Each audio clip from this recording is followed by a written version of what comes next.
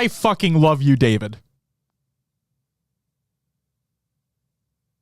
That's the show. Thanks, everyone, for hanging out. Have a good one. Congrats, Optic. We out.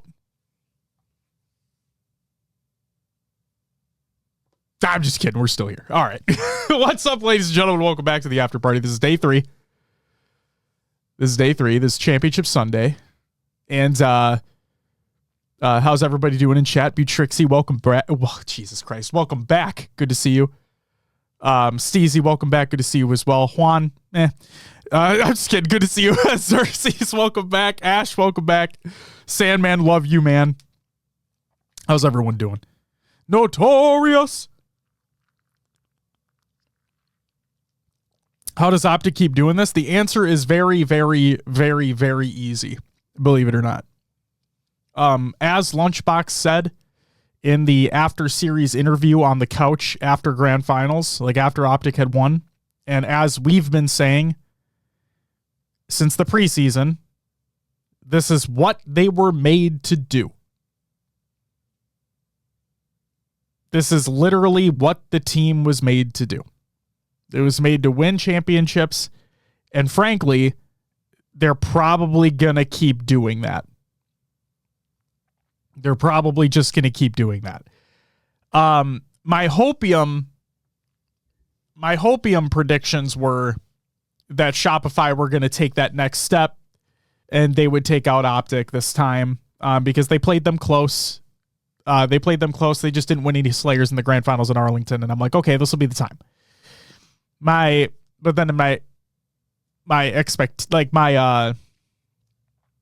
The bracket from the mind instead of the heart was, Optic are going to win. Like it's like Space Station last year. It's the easy option to pick because they're just that fucking good.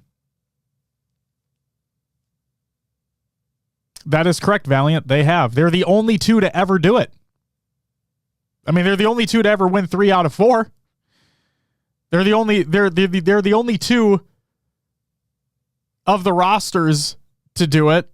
But yes, they were part of the roster on both SSG and Optic to do that. And congratulations to them because they fucking killed it. They show up on Sundays. Matt, see, that's a great thing you said. It's a great thing you said. Ladies and gentlemen, I can already tell you right now what the title of tomorrow's episode of the show is going to be. The title of tomorrow's episode is going to be Context Matters. Okay? Because that's the theme of today, and that's the theme, realistically, of kind of this entire tournament. Okay? Oh, damn, that's crazy, Ash. Wow. All right. I wonder if it's because they updated the bracket. I'm assuming that's why. I mean, the format, not the bracket. I'm assuming it's why they updated the format. But either way, the title of tomorrow's episode is, I believe we're still doing an episode tomorrow. If not, it'll be on Tuesday, but I'm pretty sure it's tomorrow. The title of the episode will be Context Matters because that's legitimately the story of not only today, but the story of the weekend as a whole. Guys, I've said it countless fucking times, and for those who don't understand it, I will repeat it once more. Friday is different than a Saturday, which is different from a Sunday. Okay? On Championship Sunday, teams are different. It's why I forgot who asked it on Friday, but somebody had asked in the chat on Friday, am I worried or nervous about Optic because they lost to TSM in pools? And I know it was only 2 days ago. I can't remember exactly what I said, but I'm pretty sure it was somewhere along the lines of, fuck no. No.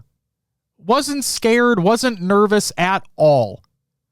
Because guess what? Nemesis did the same thing to them in Arlington, and pool play is not the same as Championship Sunday. At all. Guys, let's rewind the clock a little bit. TSM beats Optic in pools. TSM beats Optic in pools. Cool. Good for them.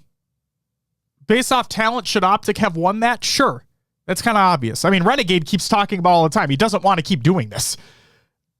Starting in losers round 1. But sure, TSM beats them in pools. Good for them. Can pat TSM on the back. Good job, guys. Let's see what happens if you continue.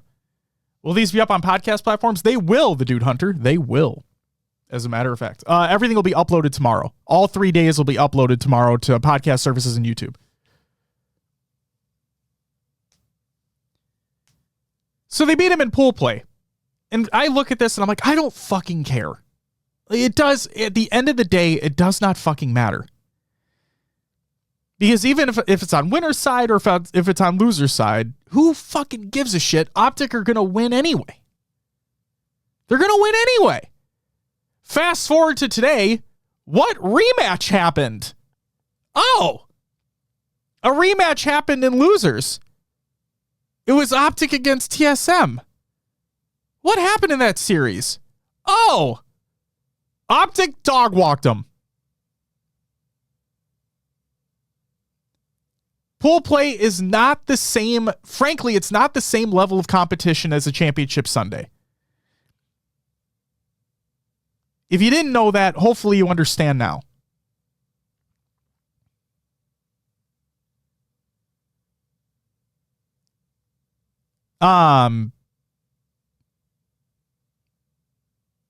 Pool play equals scrims? No, it's not. They're not the same thing. Pool play is not the same thing as scrims.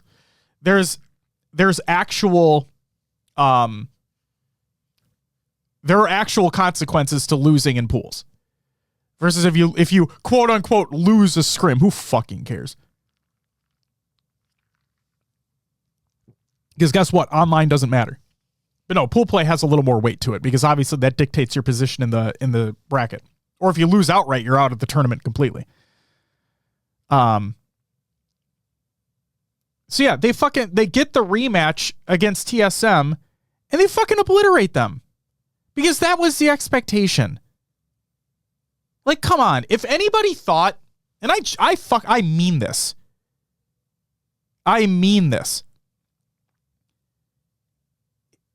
If anybody looked at Optic losing to Shopify in round 1, in winners round 1, and you thought to yourself, oh, Optic aren't winning this tournament, you're out of your fucking mind. And I know, like, hindsight's 2020. I know people could look at this and be like, well, yeah, they fucking won, so of course you're saying that. No. I didn't put out a tweet or anything like that, but yes, in the back of my mind, as soon as I saw Optic go to losers round 1 again, I'm like, they're probably going to win anyway. Why did I say that? Because of what happened in Arlington, because of how the team is composed, because they're going to have momentum going into grand finals because they're going to make it there, and because of what the other side of the bracket was. Again, context matters. Do you see it? Do you see a pattern here? When Envy and TSM were on the other side of the bracket, my literal only thought was, okay, good for them being there. I'm not taking a win away from them. Good for them. But I want to see how they play when they play a team well above their weight class. That's what I want to see. Because Envy played this weekend like a team competing for top 4. Not a team competing to win an event. I'm sorry if that makes you upset and you're an Envy fan. I get it. I like Envy as well. I have nothing against the players. I like the organization. But we gotta be realistic here. And frankly, the same thing with TSM. TSM right now are a team that are competing for top 4. They are not competing to win an event. Okay? So when Envy and TSM are on that side of the bracket, my literal only thought in my head was, okay, let's wait.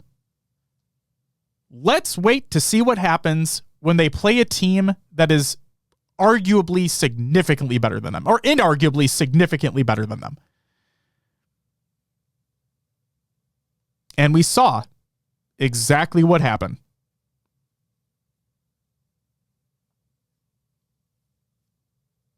TSM, I don't care if you want to say, oh, they just came out flat or whatever. Both teams were on an even playing field. Like, maybe they warmed up ahead of time, but regardless, that was the second series of the day.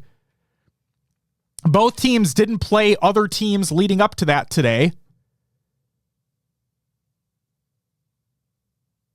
And TSM got obliterated. I mean, literally, like, what? Fucking Royal 1 steps up at the end. It's like, what was that? Like, that was expected. That was expected. I obviously wish TSM put up more of a fight, but what are you going to do? This is a team of players. And again, this was their first event back together as their core group. So I'm not going to fucking, ream them. Like, let's be realistic here. But we have a team. Oh my God. Okay. Yep. Here we go. Okay.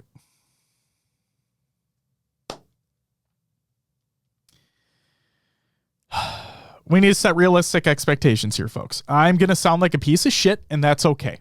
I understand that, but I'm going to try to be I'm going to be the voice of reason here. I'm going to try to be the voice of reason here.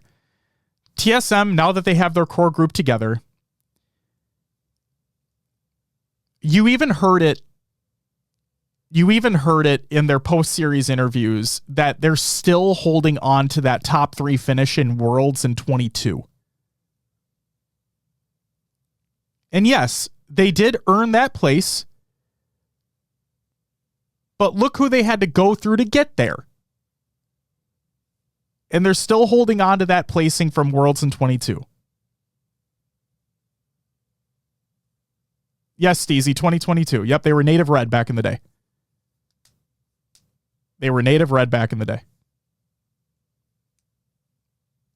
So they were still holding on to that win. And that's great. That's the best placing they've ever had leading up to that point.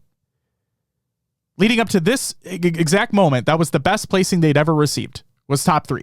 Because guess what? As their core group of 4, they were always consistently a top 6 team. They were consistently a top 6 team that were trying to fight for a top 4 placing. And guess what? That's the exact same expectation I have for them this event moving forward as well. They got top 3 because of the bracket that was put in front of them. If that makes me the bad guy, that's fine. I accept that. Like, we need to be realistic here when we watch this. They got obliterated by FaZe, and then they had a couple moments of like, okay, against Optic, but they got shit on by Optic too. When they played the teams that were punching above their weight class, they just flat out lost. Now again, context matters. This is their first event back with the core 4. Okay? Let's see how practice goes. Let's see if they're able to gel even further, which we think they can. And let's see if they can actually give a fight to these top teams at SLC or in the LVT Pro League for fuck's sake, because the top 4 automatically qualify. Okay?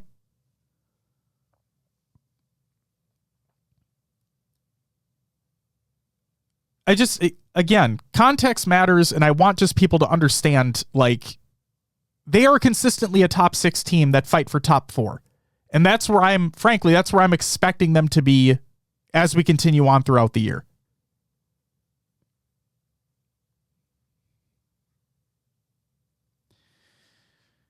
As for Envy, let's see how this continues. And this is all with the expectation that teams remain the same as we continue on towards SLC. And as we know with Halo Esports, anything can happen. So I'm not just going to, I'm speaking all of this assuming that all teams stay the same. Okay? And for Envy, again, they played very well given their side of the bracket. Okay? They played very well given their side of the bracket. And if we're going to talk about pool play, I said it all the time, is that with SSG in that pool and the way that they'd been playing leading up to this event, Envy in that pool, Complexity in that pool, and then I thought it was going to be Ether, but it wasn't. It wasn't Ether in that pool. But regardless, I thought that anybody could have won. I thought anybody could have won that pool. Turns out Envy was the one that did, and then they got the easy side of the bracket. They went as far as you kind of expect them to go, and then they lost. So yes, Envy played well given their side of the bracket. Good for them. Let's see if you're consistent. Let's see if you remain consistent. And frankly, again, like a TSM in this scenario, let's see if you can actually take it.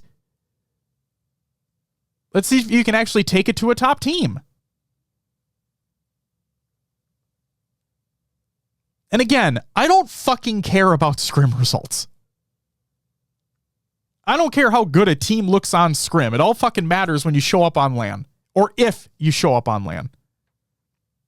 They beat SSG though? Yeah, but oh my God.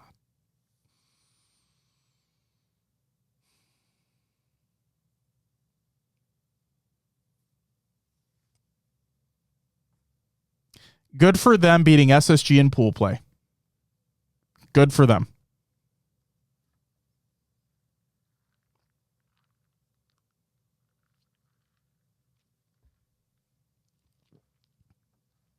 Let's see how Envy continue to do.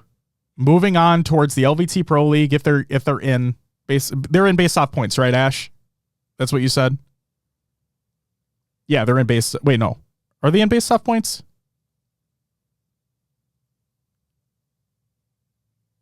Because what? It would be Optic, Rebellion, FaZe, TSM, and then Space Station Envy base off points. Perfect. Okay. Thank you, Ash. I appreciate that. Awesome. And O'Leary, I'm sorry if that, I'm genuinely sorry if that comment sounded just like off-putting. I'm sorry about that. But again, SSG just are not that good right now. They're not. And Saturday was the best that they've played all year. Saturday was genuinely the best that SSG had played all year up to this point. And did anybody predict that they were going to play Optic for top 8? No. Nobody was predicting that they were going to play Optic for top 8. And they took Optic to a game 5. But as we're well aware, Optic are just better. Optic are simply just the better fucking team. And they closed out that game 5. So, again, congratulations to Envy for beating Space Station in pool play. Good for them. Envy got an easier side of the bracket. They placed top 6. Yes, Bop, they did. Thank you for the follow, by the way. Good for them. I want to see if they can actually, I want to see them improve, and I want to see if they can actually take it to a top team. Because right now, again, like TSM, right now, Envy are a team that I can see competing for a top 4 placing. Other than that,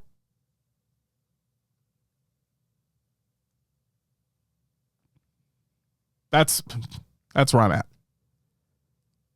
That's where I'm at. And I'm telling you, I know what's going to happen. People are going to look at the results of this tournament and not understand context, and they're going to jump to conclusions. Are they best outside of the top 3? Envy? No. Xerxes? No. I would say TSM are probably the best out of the outside the top 3 right now. And frankly, that is without today's results. That is without today's results. That core group of 4, we know what they're capable of doing. They are the team that is fighting for 4th. Yeah, I would say TSM are the best team outside of the top 3. Is SSG even solidified in the top 3? No. Who said that? Who said that SSG are solidified in the top 3? No.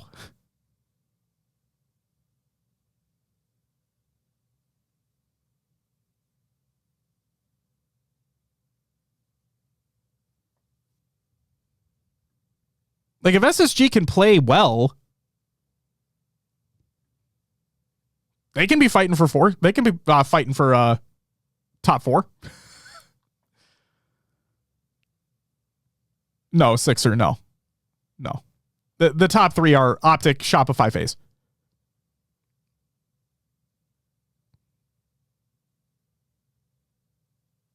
Like I understand that Shopify. I understand Shopify's placing this event. I do. But I still think that I think it's Optic, Shopify, FaZe in that order. And that's nothing against FaZe. I think they played incredible this weekend. I think they played incredible this weekend and they hit a green wall. Pun intended. At the very end.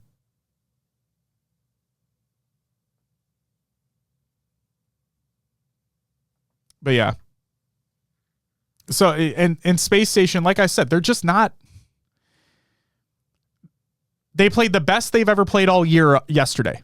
In that Optic series. They played. It was fine. It was that aha moment of like, oh shit, this is what we've been waiting for. It was all there. It was all in that series. This is what we've been waiting for. And then when the game 5 happened, and even when, like I said it yesterday, and I'll say it again, even when they had that 10 kill lead, I'm like, that's nothing. That's nothing. That 10 kill lead is nothing. And then they lost.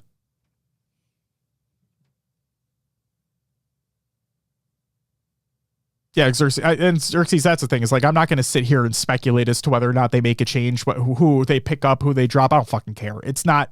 We'll have to wait and see. Oh, Ronan.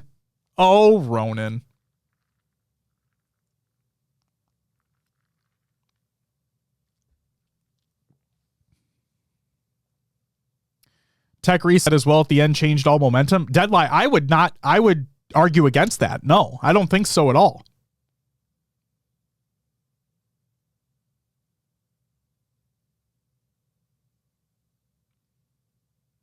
Sixer says, yeah, SSG blowing big Slayer leads is becoming a trend. I think Slayer leads in general are not indicative as to whether or not a team is going to win. Slayer leads can change like that. Slayer leads can can change at the drop of a hat. Yeah, Valiant, I agree. Optic did have momentum from before the reset.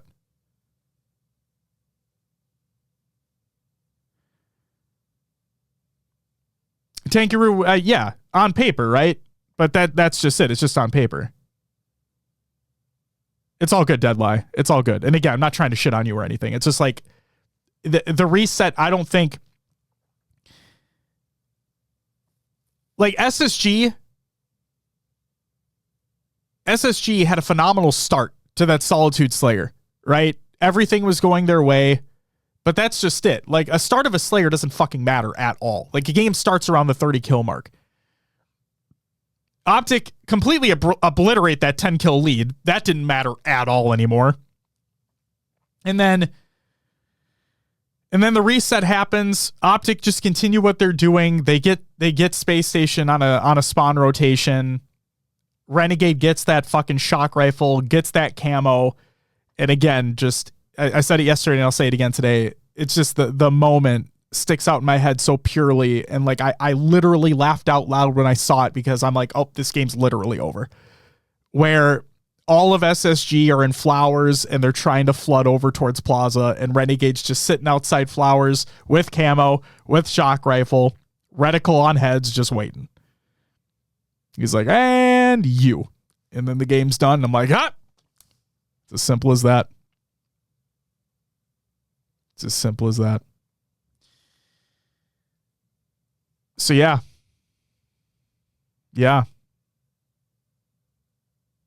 Context matters, ladies and gentlemen. Pool play is not the same as Champ Bracket, which is not the same as Championship Sunday.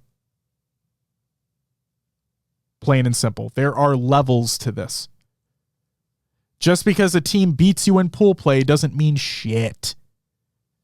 Yes, it gives you a better place in the bracket, which is fantastic. That's what you should be fighting for. But when it comes down to it, when it comes to the series that genuinely matter, whether it's do or die, win or go home,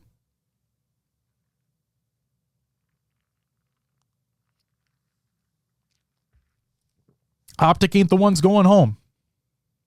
What are you sipping on? I'm sipping on a watermelon Red Bull and gin.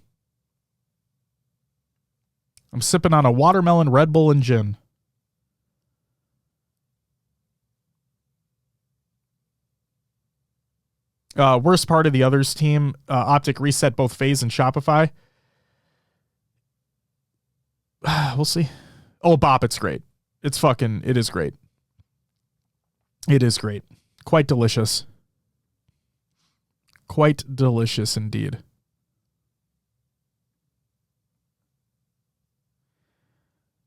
So, before we get into the results of the event, only sounds tasty. It is Beth. It is. Welcome back, by the way. It's good to see you. Only one guy from the old Optic squad did not make grand finals. DreamHack was a phenomenal event overall. Absolutely. Beth, it depends on the gin. Those who say that gin tastes like pine needles, it doesn't. Like, some gins can, but that's not what gin is like supposed to taste like.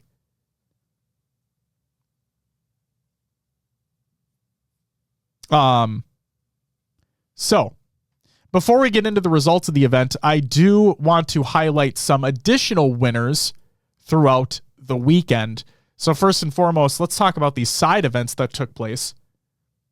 Let's do that. On the side event front, in the 1v1 showdown, for taking third, well, actually, let's just run through them all. 5th through 8th was Evo, Sheezy, Chaos, and Fleur. 3rd, 4th was Command Station and Nathan for you. 2nd went to Chills, and 1st went to EJ. Congratulations. In the Halo 3 2v2, in 2nd place, taking home $300 was Janitors BR and PM. And in 1st place, taking home $700 was Invincible and Bob. In the Halo 5 2v2, 2nd place was Article and Command Station. And 1st place went to Scion and Century. Then, in day 2, in the free-for-all. Actually, we'll get to the free-for-all in a second because there's a separate graphic for it. The Halo Infinite 2v2, in the 2nd place, we had Yuzi and Zuzi. And in 1st place, we had Acid and Drift. And the Halo 3 4v4, in 2nd place, we had Bandemonium, Janitors BR, Rodart, and X-Men. And then in 1st place, we had Arnie, Hunter, Stormy, and Trap Admiral. Congratulations to everyone there. Now, as we move on to the FFA results. In 8th place, we had Netroxin. 7th was Collective. 6th was P7K. 5th was Atticus. Shout out P United. 4th was Suspector. 3rd was Maddie. Shout out P United.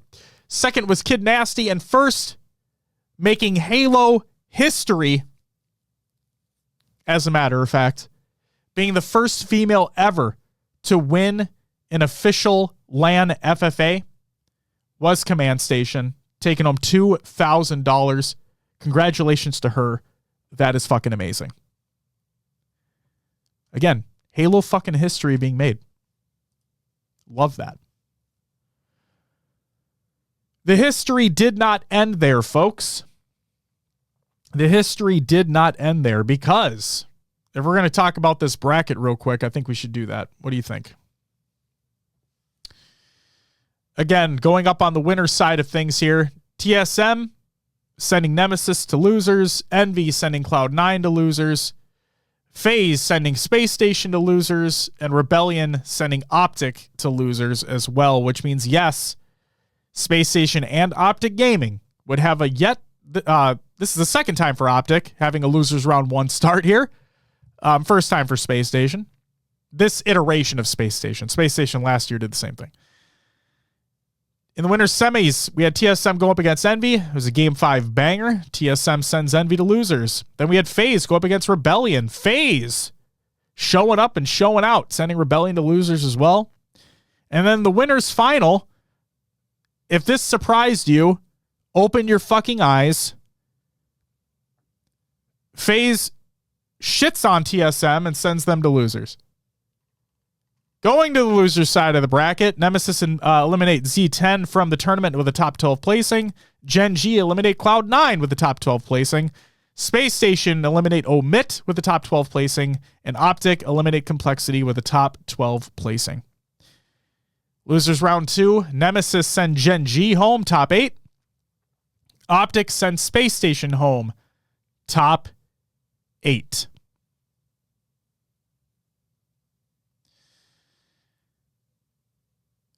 Losers quarterfinal. Shopify send Nemesis home, top 6. Optic send Envy home, top 6. In losers semis, Optic Gaming send Shopify Rebellion home with a top 4 finish. And in losers final, again, surprising no one. Optic Gaming dunk on TSM and send them home top 3. And then in the grand final, we have a repeat, not of map count, but a repeat of what happened in Arlington, where Optic go from losers round 1, make it all the way through the gauntlet, get into grand final, and then just proceed to absolutely shit on FaZe. First series was 4-1. Second series was a 4-0 sweep. And yeah, Optic are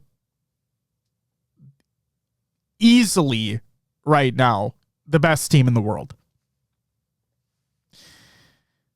This is what they were made for. This is what they were built for. This is the squad that Formal wanted from the get-go.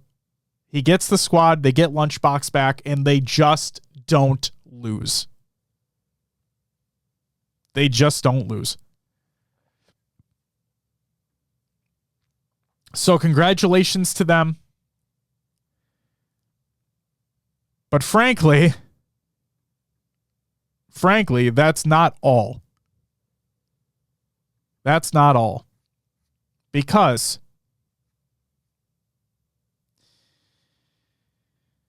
worst part, they're only getting better. Yeah.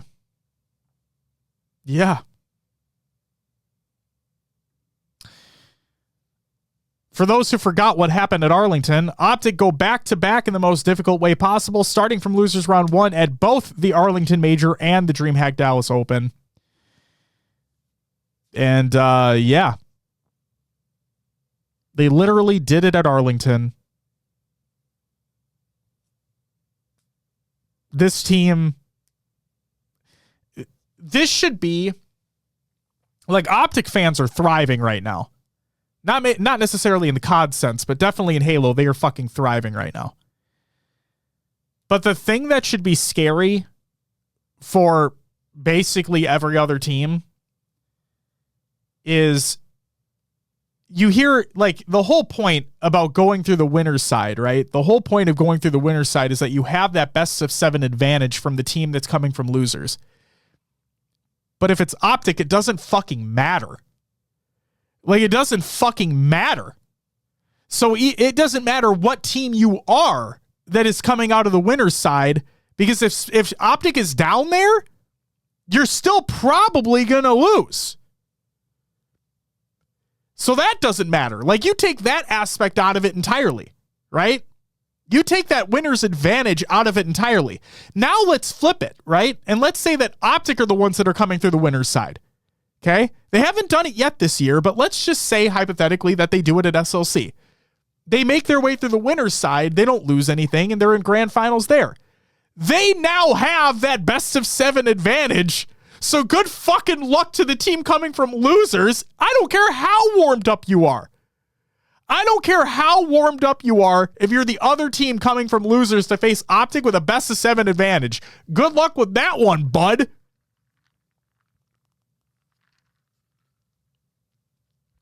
You're probably losing that too.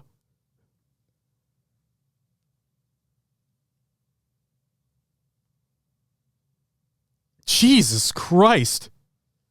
Gotta imagine that if Optics somehow keep ending up in losers round 1, they can't win every single time. Ash, that would be the logical thought, right? That would be the rational thought, that they can't just keep getting away with this, right? But Ash, it's what I told you. It is literally what I DM'd you earlier today.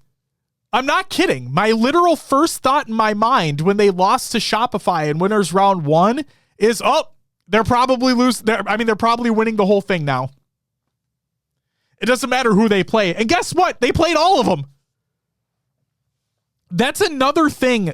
That's another thing to keep in mind here, guys, is that Optic played all of the top teams this event. They played them all, and they whooped them all. Obviously, the Space Station series was close. It went to a game 5. But they played the other top teams, guys.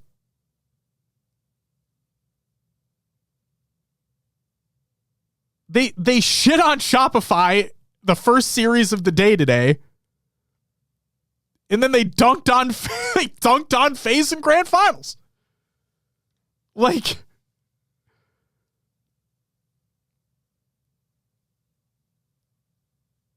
it's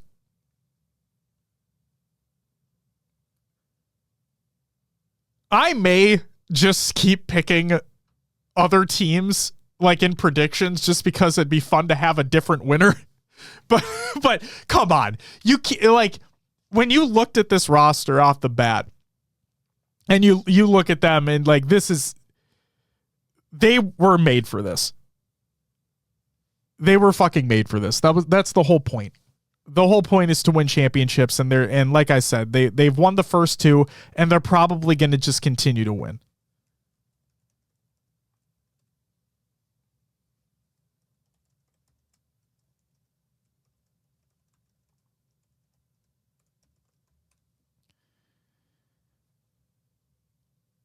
Oh, why did they blow a point lead? Because that's just what happens in Slayers, man.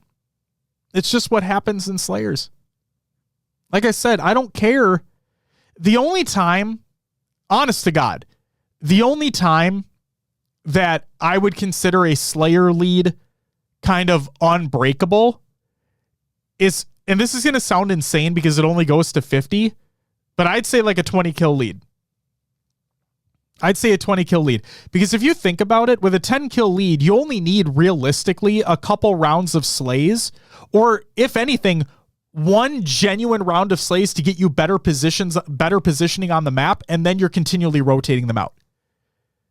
Like a 10 kill lead goes like that. It can go immediately. But if you have a 20 kill lead, that's consistently over and over having multiple rounds of slays going your favor.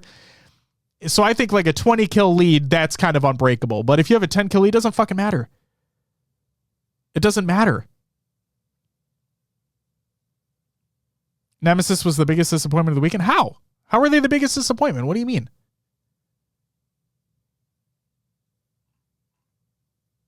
How? TSM took them to a game 5 in winners round 1, and then Shopify beat them for top 6.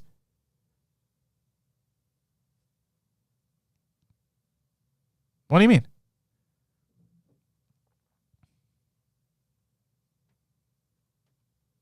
Oh no, Sixer. This Optic roster is legitimately the God Squad.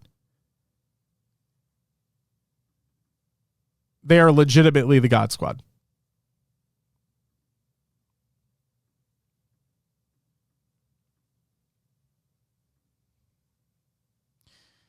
Nemesis is top 1 in socials. They are.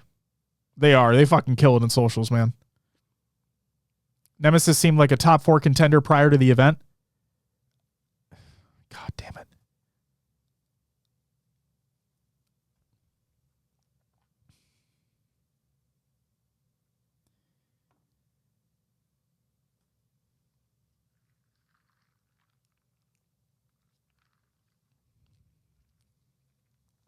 Thought Nemesis would put up a better fight against Shopify. I didn't. Thanks, Xerxes. Thanks, man.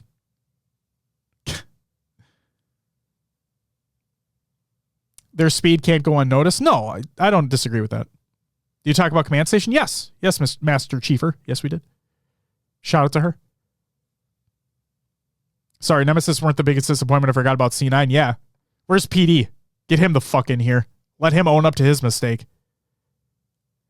No, Gut, you're not faded for expecting Nemesis to do better. We'd all like Nemesis to do better, but they are a top 6 team.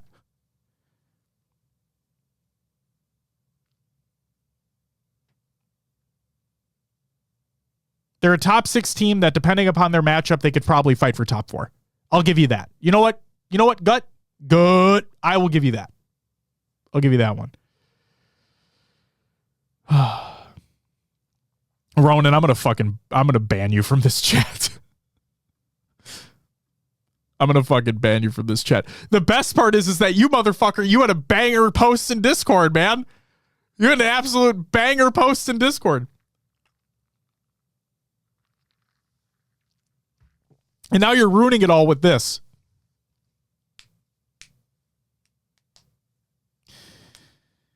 I'm really interested to see if any teams lose their spot and how they actually handle replacing them, since the big money comes in the finals anyhow. So, Ash, were you here last night when Tools was here and answering a couple questions about that, basically? He said that relegation is going to be something that's looked into for the next season. If, like, the idea is that there are additional seasons after this first. But yeah, the idea would be to have a relegation type system in place for the next season if that were to happen. And that's from Tools. Pull it up, let's see it. Did you switch it? I'm going to kill you. Did you change it? Oh no, you didn't. It's still there. Online, don't matter. Scrims, don't matter. Pool play, don't matter. Losers bracket, don't matter. Green wall. Jesus Christ. Oh, I mean more if a team makes roster changes that don't fit in the existing rules and therefore forfeits their spot. Oh, that, I apologize, Ash. That's a good call out. Ash, if you would do me a favor, and I mean this, like if you would do me a favor and send me that question, like send me your question or questions, I can relay them to Tools because I'll be sending him mine as well. It's up to you. You think there's going to be big changes in every team? Not every team, Blue. Come on. Not every team. Also, Blue, what happened, buddy? What happened?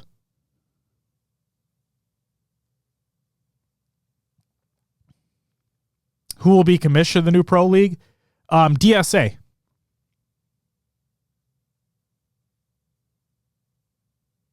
Actually, not. Fuck that. I'm going to be the commissioner. I'm taking ownership of this. I wanted this for so long. This is mine.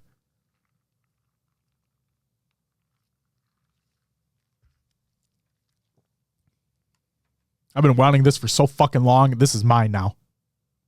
This is the LVT Pro League in partnership with Shopify Rebellion with me as the commissioner. I get to be fucking... I know people hate Roger Goodell, the NFL commissioner, but goddamn, how fucking cool would that be? Can we have a draft process and I get to fucking dab up and like chest bump players as they come out with put their hats on and shit? Can we do that? I want to do that. That sounds fun. Quack, you're too kind. I appreciate that. Let's fucking go, Diode. I'm fucking proud of you. God, let's go.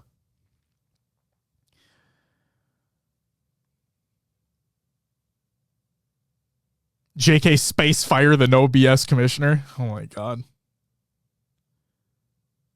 I'll send the approval once it's done. Please do, Blue. But no, I think I'd make a pretty fucking kick-ass commissioner. I'm just throwing that out there. You know, I've been wanting this for so fucking long.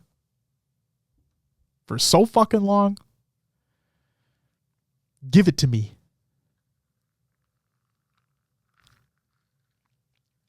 Ronan says, never before has a commissioner used so many curse words publicly. Never before has a commissioner used so many curse words publicly.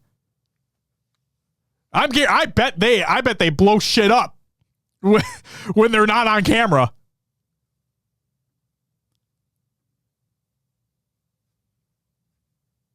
But yes, publicly, no, none other. It's me. It's me. Oh, Blue, we all know there's going to be changes. I'm just saying not every team is making a change. Obviously. Too many upsets?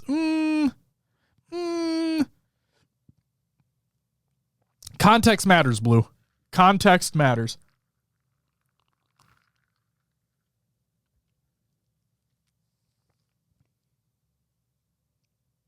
I think Onset and Brav said it perfectly.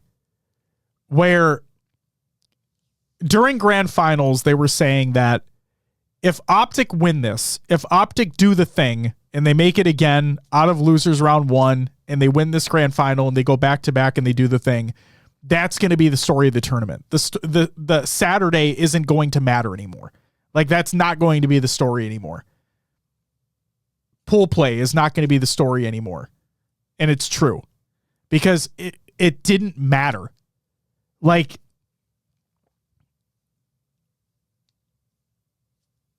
it didn't matter. I got to break top 12? What do you mean? What do you mean you got to break top 12? You got top 16. What's up, Queso? Welcome back. What's up, Austin? How you doing? Doing fucking great. Better question, how are you doing? I know he said, how are we doing collectively? That's you included. But how are you fucking doing? How are you doing? Saw your clip in the top 10 clips? Fucking nasty, dude. Just fucking straight nasty.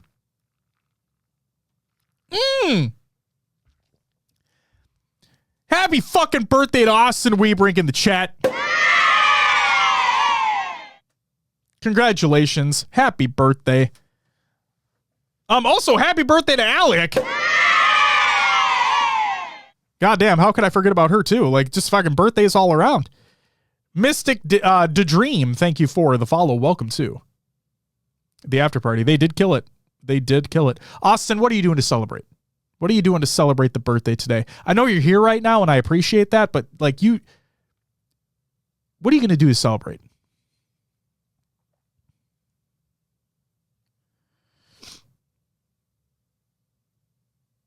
When the Pro League starts up, you guys should do a Sports Center top 10 plays of the week. I assume that they're already thinking about doing something like that, to be honest with you, Ronan.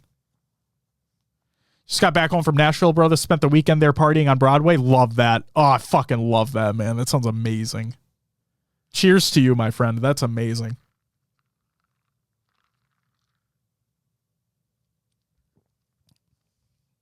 Deadline, are you in the Dallas area? If you're not, safe travels to you.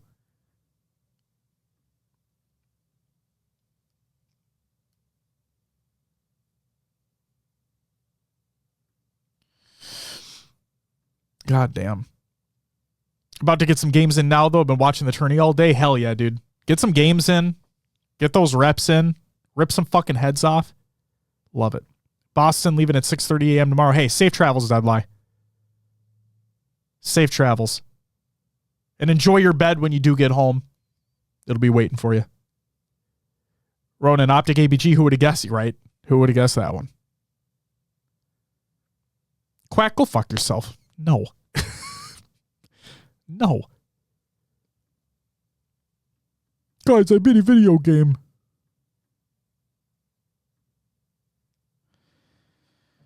All right. But yeah, so talking about Sunday as a whole, right? Let's talk about Sunday as a whole real quick. Chechen Wolf, thank you for the follow. Greatly appreciated. Welcome.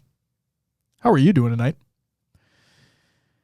Okay, let's talk about the event as a whole. Well, let's talk about Sunday. Let's just talk about Sunday as a whole. What an uneventful day that was. Am I right? What an uneventful day that was. Holy moly. Unless you're an Optic fan. If you're an Optic fan, you had the best time of your life. But if you're not, what an uneventful day today was. Holy shit.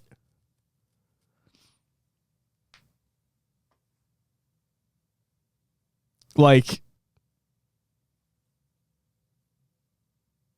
3-0, 3-0, 3-0, 4-1, 4-0. Going to play after a week break? Hey, get those fingers warmed up. Get those thumbs warmed up. I've never seen so many 3-0s in my life, not on a Sunday at least. Mystic, I'm so glad you said that. It's like you guys are just perfectly adding these segues to my point. There's a reason why tomorrow's episode is going to be titled Context Matters. Because, guys, this is what happens when you have an easy side of the bracket and a not easy side of the bracket. This is what happens. This is exactly the result of what happens when you have an easy side of the bracket and a not easy side of the bracket. When you have arguably the top 4 teams in one side of the bracket and then not on the other side, this is what's going to happen. This is what's going to happen. We all in the back couldn't believe how fast the games are going. Event ending at like 3-5 is crazy. And David, that's not even that's hilarious because the game started at 10 a.m. Central, right? Which is already 2 hours earlier than what they normally would be. So the fact that we started 2 hours earlier than normal, and I'm like, okay, after party should probably start around 5:30, thinking like we have maybe a game 4 here or there. We have a pretty decent grand final. And then no. And then no.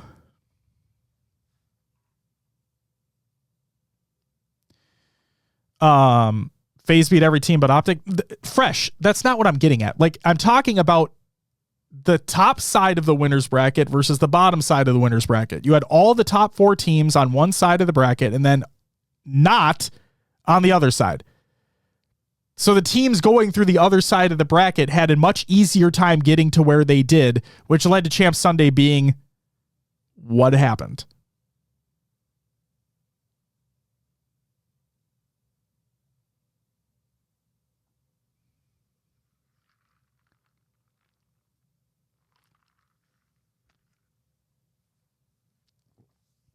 SSG should beat Optic? No, this isn't a should thing. No, this isn't a should thing. They lost because Optic were better. Plain and simple. Optic Chef, thank you for the follow. What are we cooking? What are we cooking tonight? We cooking a win?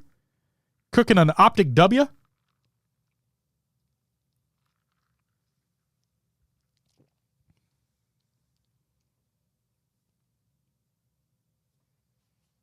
No, the fact of the matter is Optic are just the better fucking team. They've proved it time and time again. This is what the roster was built for. I know I'm a broken record at this point, but it's true. That's why. So no. You got to earn your wins, and they didn't earn the win. Thank you, Optic. Welcome. Thanks for checking us out on YouTube.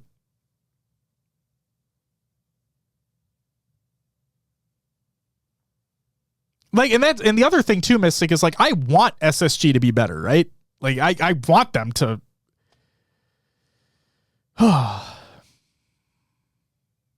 This is another reason why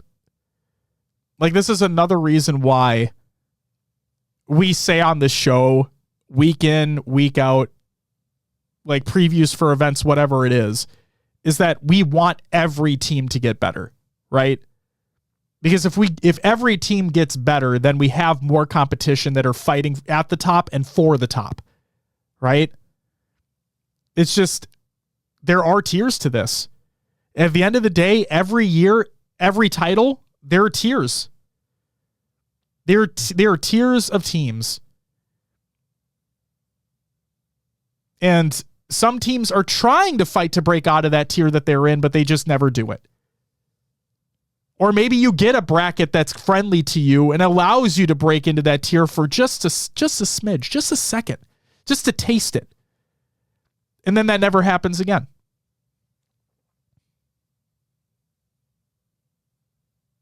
FaZe losing in the finals of Halo and COD in the same venue is something? Yeah. Yeah. Oh, Mystic, we all do, man. I would hope that people share that sentiment. Like, if we want all teams or a lot of teams to just get better, because that would then just lead to more competition. And that's what I want at the end of the day. Do I think it's amazing that Optic are doing what they're doing? Yes. Like, we have no skin in the game. There's no money on anything. Like, yes, there are orgs that I enjoy, right? And there are players out there that I enjoy as well, that we've talked to personally, whatever it may be. But at the end of the day, we just want, like, there shouldn't be real biases there. I just want to see teams get better, because while I do think it's fucking incredible what Optic are doing, I would love if they're challenged more. Like, I would love if they're challenged more in a grand final, or like a team causes a genuine crazy upset in bracket play. Like, I would love for that to happen. But every year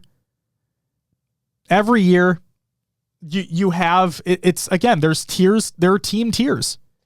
And sometimes a bracket's friendly, sometimes a crazy thing happens, but it's usually a one-off. It's usually a one-off situation, and things go back to normalcy.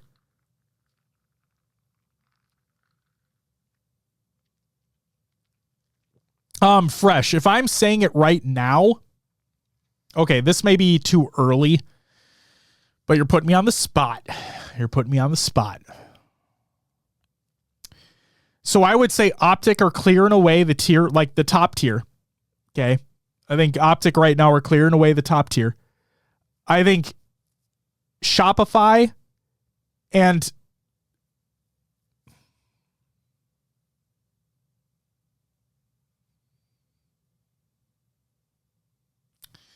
to the audio listeners, I'm sorry for the pause there. I'm deep in thought. Because, Fresh, here's where I'm struggling, right? And you're probably with me right now. This is where I'm struggling. I'm struggling on where that Sixer says it. I'm struggling if I'm having Shopify and FaZe in that same tier. Or if there is, like, clearly 3 tiers here where it's Optic, Shopify, and FaZe, regardless of FaZe getting second this event. You know what?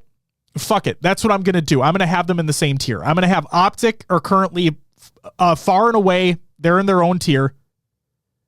And then Shopify, FaZe are in that second tier. And Space Station, I would have loved to have Space Station in with a FaZe, with the Shopify, but no. Space Station are in that third. Space Station in that third tier. That's what I'd say. Optic, I would take it a step this way. I would say Optic is S tier, sure. I would say Shopify is an A and FaZe is an A-. That's what I would say. I don't think Shopify is an A+ team. I think Shopify is an A team right now, and then I think FaZe is an A- based off of this event's placings. That is what I would say if we're going to do letter grades. We need a different tier for Optic on Friday and Saturday. Those guys are ass, but that's the best part, Optic. I've talked Optic about Optic. That's the best part, Chef, is that Ronan, I'll let you reply. But yeah. Friday, Mystic, I will say that Friday doesn't necessarily mean nothing, because Friday obviously is where teams are trying to vie for those spots in champ bracket. They're trying to vie for those seeds in champ bracket, and that can matter. Literally, we saw what fucking happened in the top part of this bracket. Easy side, hard side.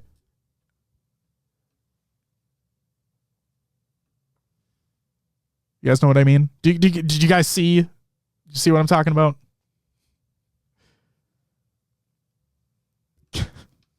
All right. Back on topic. David said, in your opinion, when was the most competitive season? where there were 6 teams at the same level. During the HCS era, there's always seems to be some kind of God squad that dominates. Every now and then there would be like 3 teams that are competitive consistently. Sandman, it would be before Infinite and before 5. We'd have to go way back. Frankly, there may not have ever been, maybe when I can't even say when MLG started. David, maybe not ever. Maybe not ever. Like, I think it's a fever dream. Genuinely, like, looking back at this, I think it's a personal fever dream of mine to have there be 6 teams competing for, like, 6 teams consistently competing for top placings. But just because a matchup or whatever, it doesn't work out their way. But that's not the case. That's just not the case. Period. I mean, let's be real here. If you want to think that during Halo 5's time, right? If you want to think that Envy were giving it to Optic, no. They had, like, I was at the fall finals in 2017 when Envy went, like, had the bracket reset and everything and won against Optic, and I was screaming, and Pistola was on that team, and it was heaven, and it was amazing, blah, blah, blah. It was a one-time thing. You know what I mean? Like, CLG, Optic, Tox, Sentinels, they just won. And then Splice came in for a year, and they're like, ha, fucking joke's on you. And then Splice won a year. That was the only competition that team had. And then it went back to Tox again. And I'm like, okay, well, we joked, David, you've been with us for a long time. Like, we've joked for years, right? Not even joked. It was just expectation back then during the Halo 5 days. For those who don't know, yeah, Hook with the fuel rod, David. For those who don't know, we started this show in 2018. We're nearing 400 episodes at this point, weekly. We started in 2018, and during the Halo 5 era, the expectation was that Tox roster, that CLG Optic Tox roster, was just going to win. Like, it was, whenever there were predictions, we may try to throw something out there to be cheeky, but at the end of the day, it was always them who were, the expectation was they're going to win. And it was never like, oh, this team's going to hold them close. No. Year 1 and 2 Infinite were kind of competitive. Sixer, the only thing I'd give you is Raleigh. The only thing I'd give you is Raleigh 22. That's it. We're E-United. And then what happened to them? Oh, God. Like, oofda doofda. Yeah, Infinite, it's always been 1, potentially 2 teams. Infinite's always been 1, potentially 2 teams. We had the big 3 last year, and the reason why, I know SSG won almost everything, but the reason why they were still considered the big 3 is because they'd all won before. Ladies and gentlemen, like, for those that do not know where we're coming from, that whenever we said the top 3 before, it's because all of them have won before. They've all won in Infinite. They've all won a world, like, they've all won events, world championships, whatever it was. That's why we always considered them the big 3, regardless of Space Station running, like, fucking winning nearly everything except London. That's why. They could all beat each other too. That's exactly, Chef. Thank you. That's exactly why. That's why when people were saying, and I this is going to sound dumb, but I saved receipts for this. Like, when people were saying that, oh, Shopify are going to win an event last year, I'm like, no, they're not. No, they're not. Let's see them sniff a grand final first. Like, they're not. Let's be real here. And again, it's nothing against those players. It's just when you look at the other 3 teams last year, it's like, no, I'm sorry, but no.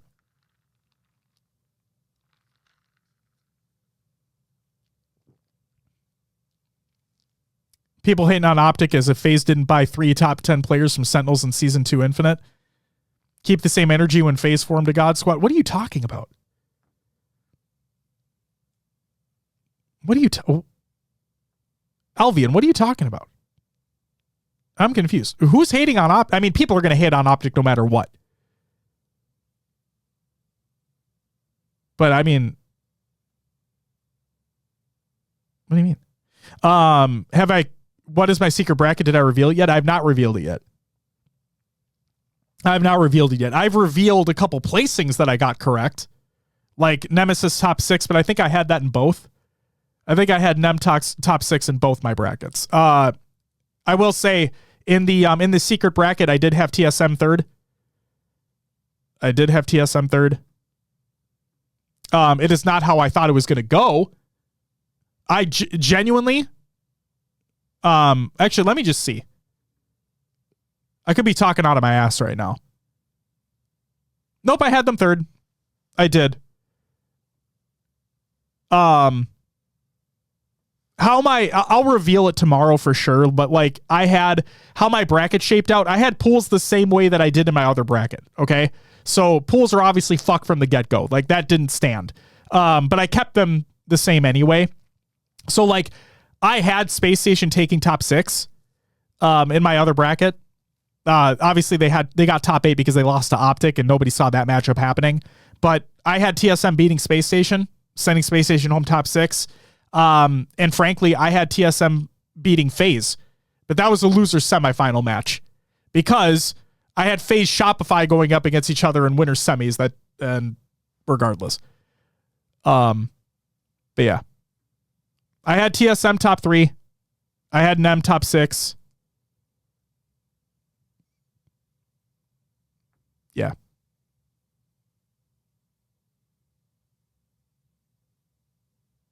You also said no way Optic win coming from losers again just shows how crazy that is. What do you mean? I didn't say that at all.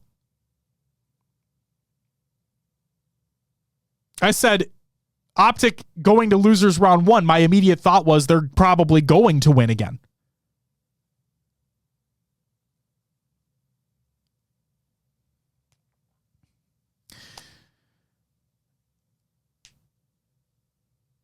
Nemesis pissed me off. They can go out and beat Optic, but almost lose to Ryanoob. Can't beat Shopify FaZe TSM. In my preview window? Oh, in the preview video.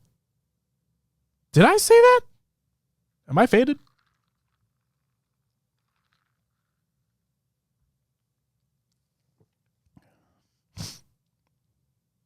I was going to say, please correct me if I'm wrong, but I don't think I said that. But hey, there's a reason why the internet exists, and there's a reason why those videos are out there. So I can be corrected. And I'll own that shit.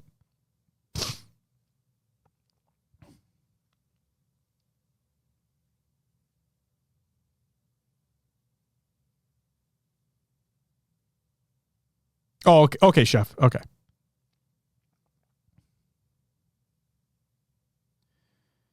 Oh, yeah, John. Yeah. Am I cooked, chat? Might have misheard. I mean, for all I know, you probably did not mishear. I probably, like I said, if I said something, I'll own up to it. I'll stand on business. But I'm just saying, like, I understand, like, a lot of people have, like, friends within the scene and, friends with players, whatever it may be. But if I'm just looking at it the way that it is, there was clearly an easy side of the bracket and then clearly a difficult side of the bracket. And when TSM made it through the easy side of the bracket, my only thought was, leading up to it, what are they going to do when they face a team that is above their weight class? And we saw what happened both times. We saw what happened both times. And the same exact thing for Envy. The same exact thing for Envy. How do we fix that? Fix what, Chef? How do we fix what? What do you mean? Manny gave us a 0.32 versus FaZe. I don't care about stats.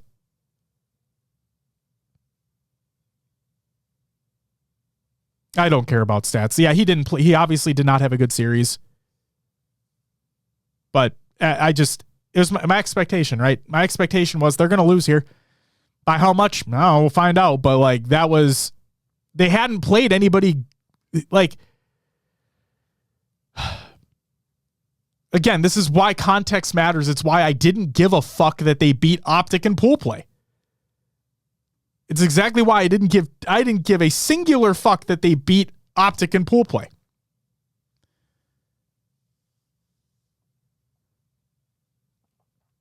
Larry, thank you for the follow.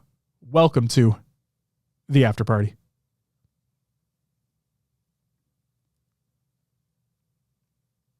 Oh, and then from the head bracket, like not the heart bracket, but from the head bracket, I had Optic winning. I thought they were going to do it through winners. Like I thought they were going to do it through winners. But doesn't fucking matter.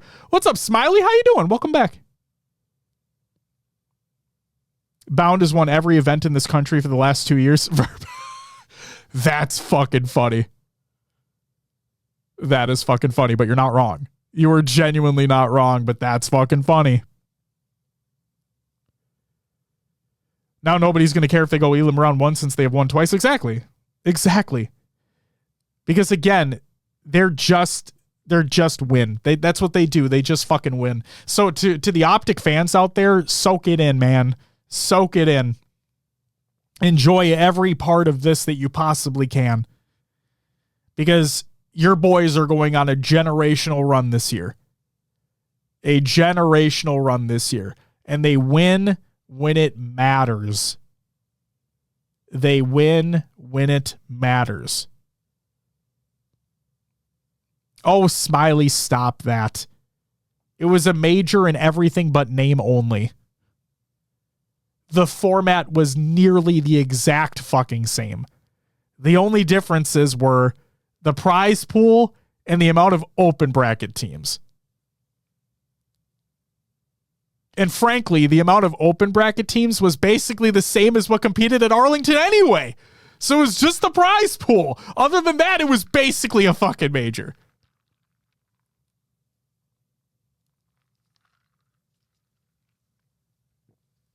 Smiley, there's got to come a time, okay? And I know it's difficult. But there's got to come a time where we look in the mirror and we understand that SSG are just not very good. I know that. You know that. They know that. And the best we saw of them, and I'll say this till the cows come home, we saw their best effort on Saturday. It was the best they've played all year up to this point was on Saturday. They just couldn't close it out when it mattered.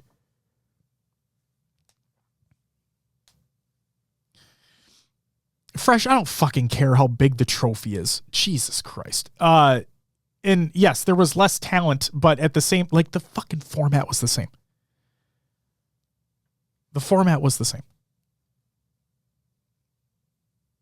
Dip says, repeat everything I missed. It's been the same shit I've been repeating all weekend, Dip. You've been here the past 2 days, so don't worry.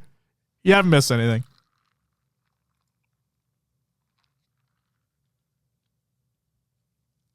Their best game was against us. I would argue, I think SSG's best game all weekend, was that Strongholds on Live Fire.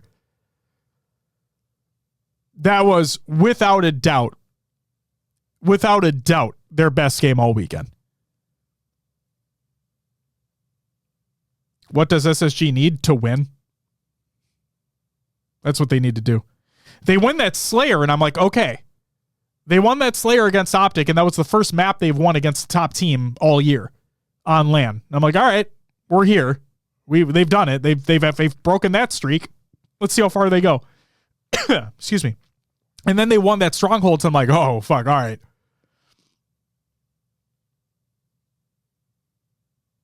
Do we consider the first SLC event, the Invitational, also a major? No. It was a global invitational. It was not a major.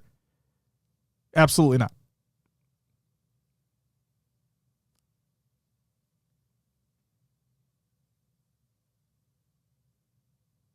Halo should 100% be a staple at DreamHacks. I agree, David. I agree. I agree completely. And that's the thing. To everybody that attended DreamHack, I hope you had a fucking phenomenal time. I really do. I hope you had a great time. I hope you were able to soak as much of that in as you possibly could. Like, the amount of competition that was there across so many esports was just amazing to see and amazing to hear about.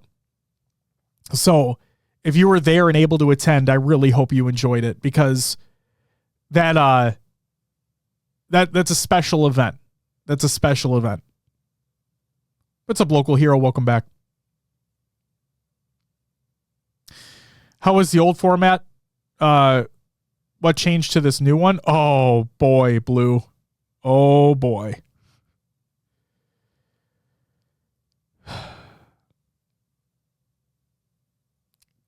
Two pools. There were 2 pools. 8 teams total. It was a 6-team double elimination bracket.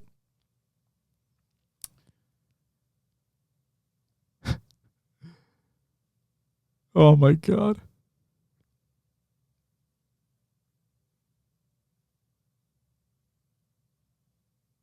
So it would have been more competitive. It would have been dog shit.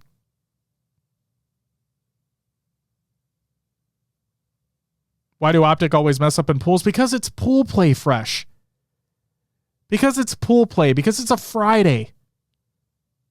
Fresh, it's the same thing I've been touting year over year.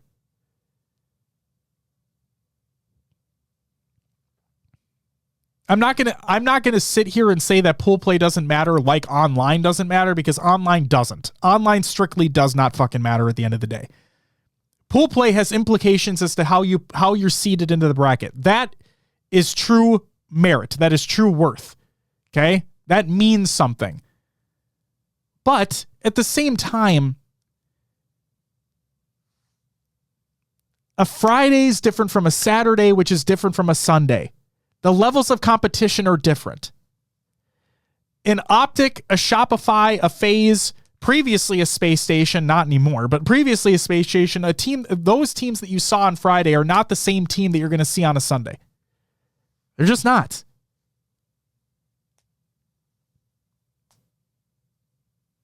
So again, why do they always mess up in pools? Because it's Friday. And for all we know, Fresh, and this isn't just you, this is to everybody. Like, for all we know, at SLC, they could just come out fucking hot. Or they could come out like we expect them to come out and win their pool for once this year. And then go on a winner's bracket run, get into grand finals, have a cushy best of 7 buffer, and then dominate again anyway. Veggies, I understand where you're coming from, but yes, that's exactly why it does throw off the bracket. And that's why there was an easy side of the bracket and a hard side of the bracket.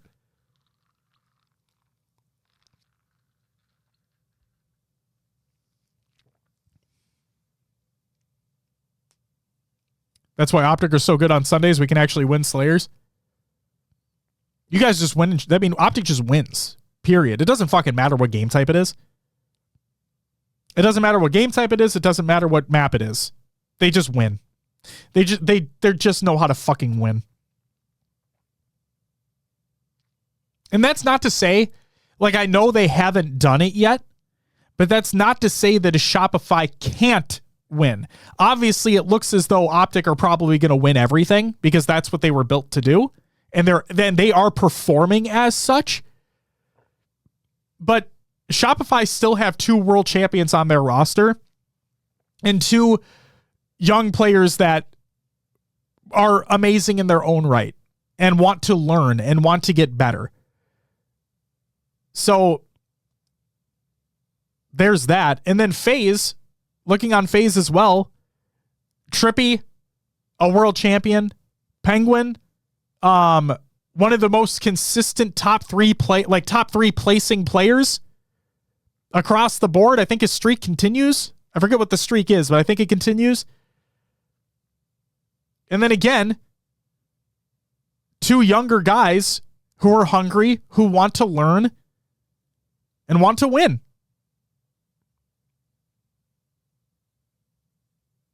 But Optic just win. Optic just win.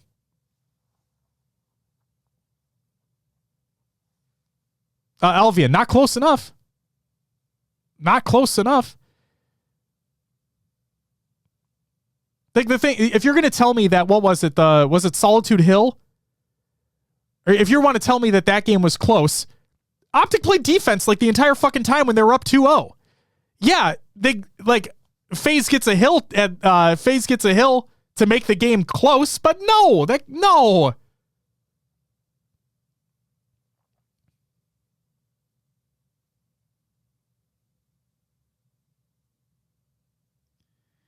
Shopify can beat Optic. All their matches. Shopify probably can definitely beat Optic. All their matches go to game 5. I don't know. I don't think so, man. I don't think so.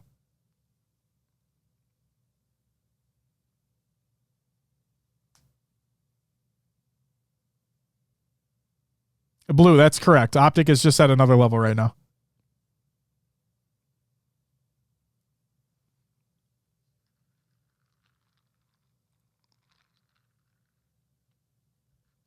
I don't think Shopify saw Shopify today.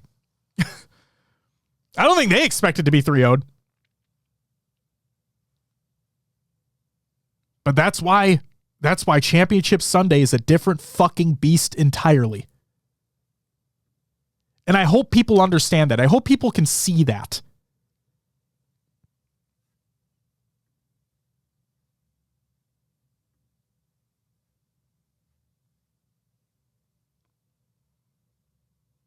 Has Talik won a map on a Championship Sunday in his career?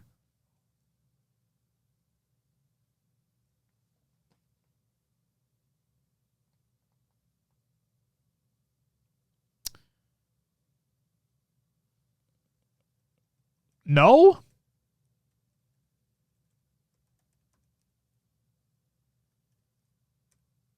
No? I don't think so.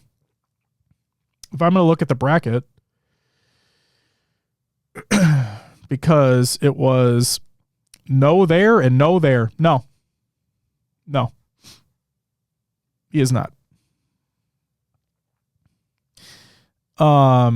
Exit says 17 in a row, first, second, or third for Penguin every Infinite event. Thank you so fucking much for that.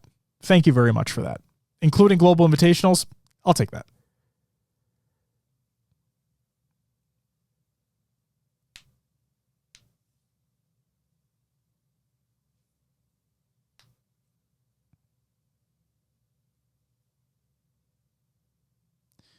Oh, wait, fuck me. He was with Pure, though. Was that Atlanta? That was Atlanta, right?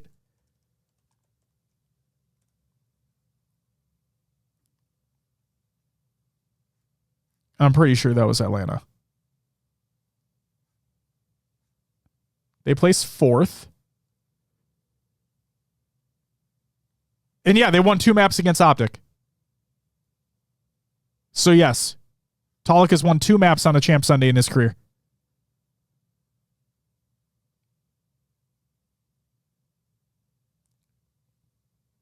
Worlds last year did.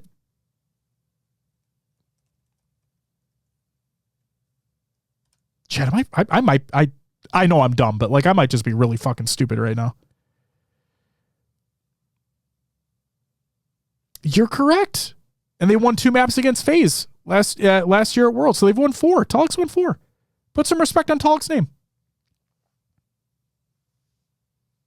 Not a series. No, correct. Not a series. Okay, so thank you, though. Thank you for that. Appreciate that. And again, guys, we're not here to dunk on players. Like, that's not the intention.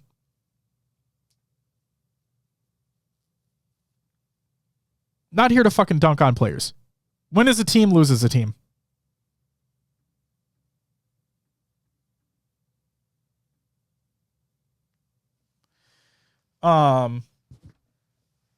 Yeah. Who do you think is Optic's most important player? Oh, that's fucking hard. I don't know. I don't think they have a most important player. I think every player, they all feed off one another. They can all step up at any given time. And yeah, I don't think they have. Yeah. I don't think they have a most important player because they're all very important. They're all very important. Every one of them helps the team work to the way that they have been working. I sincerely mean this. If you take one player out, I don't think they're performing like this. And like, I know that Bound has talked about like, you put him and Legend on any team and they're going to win. I truly believe that they would not have like this level of dominance. I don't want to say success because they'd still be successful, but I don't think they'd have this level of dominance if you replace any one of those four players, because they all work so well together. They all feed off one another. They all play well together. And yeah. And that means a lot. That means a lot. If you have all four players who are unbelievably talented at the game in and of itself, like you have arguably the top four players in the world,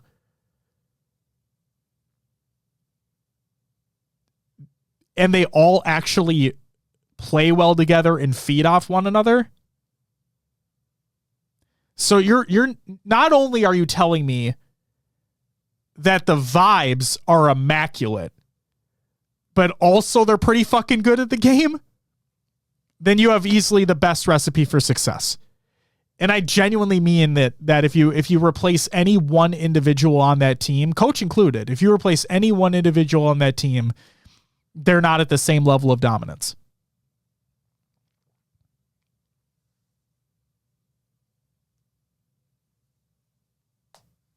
Sixer, I agree. And Formal talked about it. He wanted lunch back in the first place. Like that was, yeah.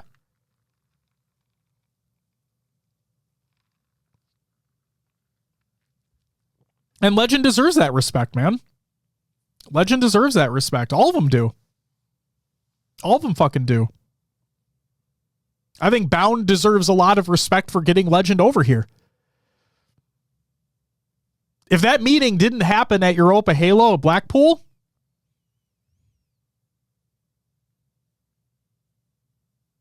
you know I don't like speaking in what ifs, but what if? What if they never met? What if they never talked at Europa Halo Blackpool?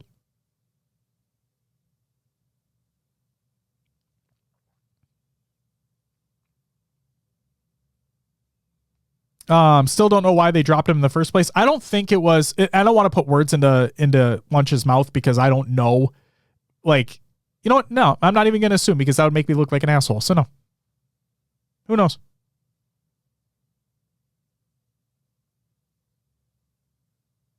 We haven't seen a win streak like that since EG and H2 anniversary when EG was winning everything. Yeah, Mystic, they're pretty fucking good, huh? They're pretty fucking good. If you guys noticed, we're not watching gameplay. There's a reason because of that.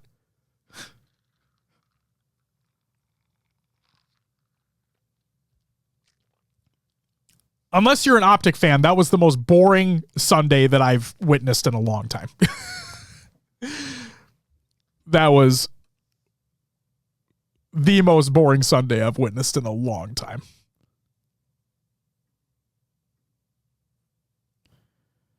Like, again, the game started at 10 a.m. Central, and I'm internally, my like internal clock was like, okay, they're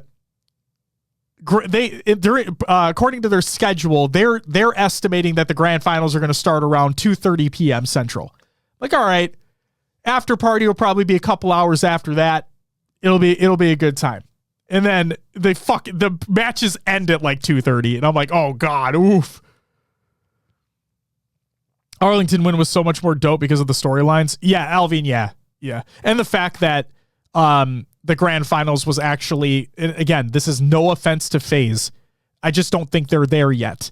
But I think it was also because how much more competitive the grand finals was at Arlington. And obviously it was the first time that Optic came from losers round one. Like, oh my God, are they going to do it? Bound and Legend did it before last year with SSG. Are Optic going to do it this time? But that grand finals actually being competitive, going to the game 7 in the second best of 7, just chef's kiss. It was fantastic. It was a great grand finals. This one, not so much. Chef says, when Optic beat Shopify 3-0, a lot of the chat said GG Optic are champions. That's how good they are. Chef, like I said, I was saying it since they got losers round 1. Like, they're probably going to win again. It doesn't matter who's in their way. They're going to win again. And, again, they played all the top teams anyway. They played and they whooped the top teams on their way to the win. Yeah, Fresh. That's kind of what it felt like. Yeah, that CLG Optic Tox roster was just nasty. And then, before Splice showed up. And then Splice had their 1 year. And then Shotzi's like, I'm going to COD. See you later, fuckers.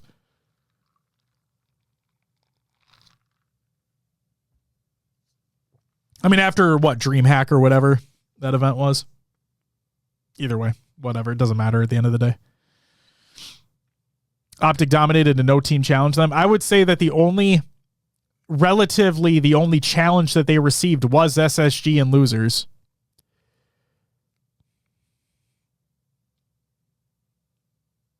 And even then, Optic are just the better team.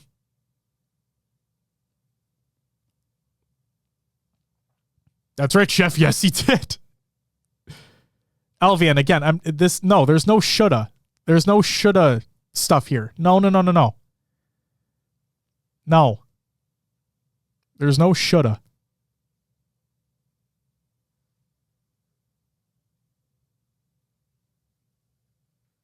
$10 lead. It doesn't matter. No. Oh God. I went over this earlier, Alvian. Come on, man. You're busting my balls right now, bro. That's a choke. No, it's not. It's not a fucking choke. It wasn't even. Oh, Jesus Christ. The 10-kill lead wasn't even at the midway point in the map. And it's a Solitude Slayer against the best team in the world. It wasn't a choke. It wasn't a fucking choke. Oh my God. Optic are just the better team, man. Again, a 10-kill lead doesn't matter. Like, you don't need to listen to me. Like, that's fine, Alvin. You don't need to listen to me. Just listen to the people that play the game. A 10-kill lead doesn't matter. A 10-kill lead doesn't matter in a Slayer. Unless it's unless you're at the 40 kill mark. And you're playing for trades at that point. And the Alvian, yeah, you're right. Context. If it's a 10-kill lead and we're before the 30 kill mark, it's nothing. A 10-kill lead is nothing. It's like the 3-pointer in basketball. A 10-kill lead in a basketball game is fucking nothing because it can go away with a few 3-pointers and you're done. Same thing with the Slayer in Halo. I can't believe I'm making a fucking basketball comparison right now. Shout out Wolves. Let's go. Wolves in 6. Moving on. A Slayer doesn't realistically start until around the 30 kill mark. If you have that 10 kill lead and it's before that 30 kill mark, all it takes is it doesn't even take one full team wipe to get better positioning on a map and start playing spawn rotations. You get 2 dead, you can start making that move and you can start making that play. Now, if we're talking like 40-30, like if a team is at 40 kills and the other's at 30, you're playing for trades. Who gives a shit? That game should be won. Should. If you want to talk about shoulds, that game should be won. If you have a 40-30, like if it's 40-30, okay? But no. There's no, like, SSG should have won that. No. If you want to call it a choke, that's fine, but that's not, I'm sorry, it's not correct. Optic were simply the better team.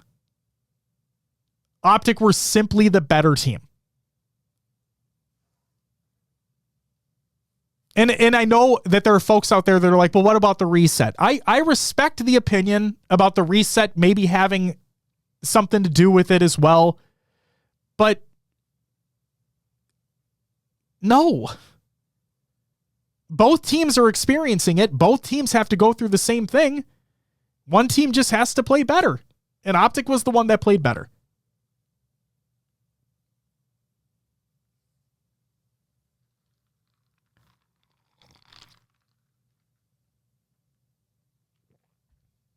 Alvian, if you can hold it, sure. Like, if you can hold, like, if you have a great start and you're able to hold it, then sure. Space Station have never been known to have a great start and hold it this year. They've had great starts, but then they lose momentum. They lose positioning on the map. They can never regain from that. That's what they've been doing.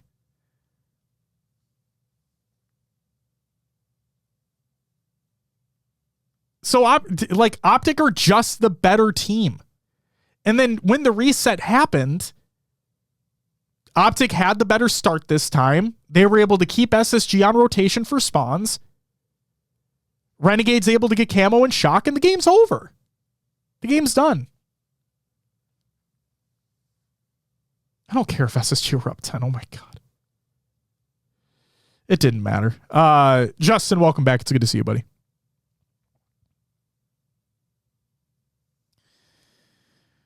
Tetsuo, there should be, like, roster mania should be in full effect after this event. But then again, with the LVT Pro League happening very, very soon, as a matter of fact, like a week away, realistically speaking. Just over a week away, I apologize. I think it's on June 4th. But yeah, we'll have to wait and see. Unseeable Gibson, thank you for the follow. Welcome to the after party. Elvian, I'm so I don't go on a fucking another tangent. I will agree to disagree.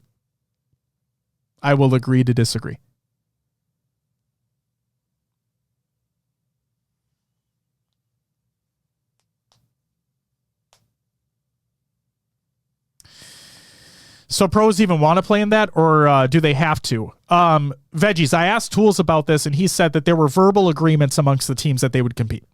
Because I asked if it was obviously this announcement and this process was determined after contracts have been signed. So I was curious about that. I was very curious about that.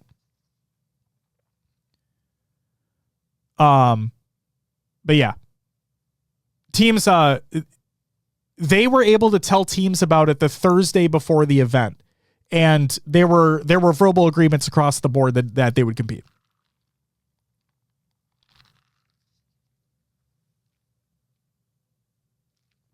Why do you think players like Falcated, Penguin, and Suppressed always struggle to get over the line on Sundays? Because they just don't have the experience yet. I mean, Penguin has experience, but like Falcated and Suppressed just don't necessarily have that experience yet. And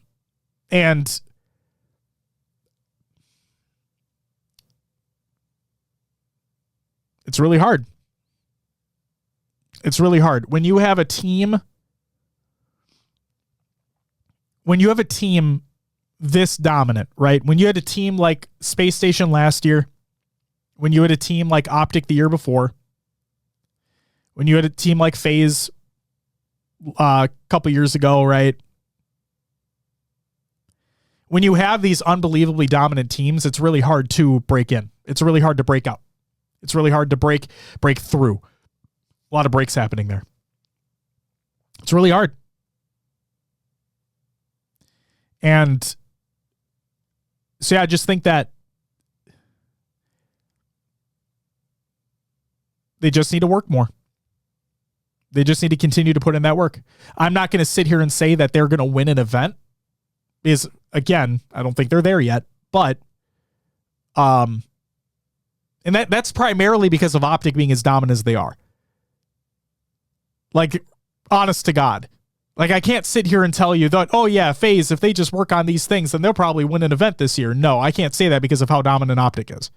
And it's sad. Because I would love to say that FaZe have it. But it's unfortunate.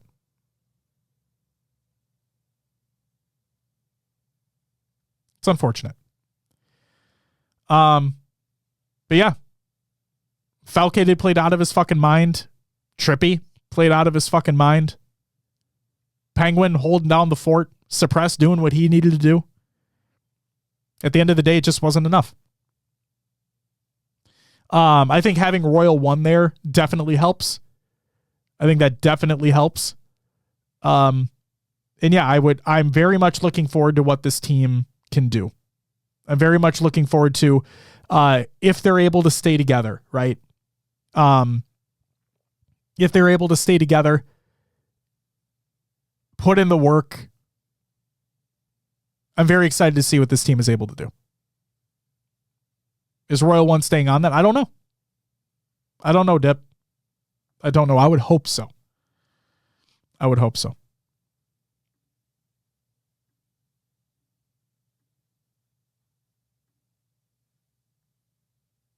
So, I don't know.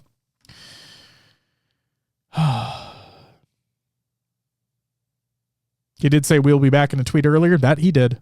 That he did.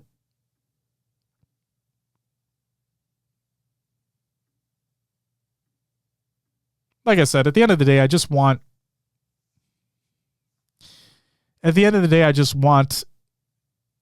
all these teams to be better. That's really what I want. Because like I said, I don't, not to glaze Optic or anything like that, but like, yeah, I think it's incredible what they're doing. It's the same reason why I understand people loving the underdog mentality. Like I respect that. But at the same time, well, sure, I love underdog stories. I love seeing dominant runs. Because that's how dynasties are made, right? That's how the best of the best, when you talk about the greatest of all time, that's how these things start, right? And frankly, we're still early. We're still very, very early. We had a whole rant about that stuff yesterday. But it's how these runs begin. And so I think it's incredible what Optic are doing. This was the expectation. Obviously, they wouldn't want to go through losers round 1 every time. Renegade said it multiple times. John hates it. But they do it anyway. They still make it work. They still get through and they still fucking dominate.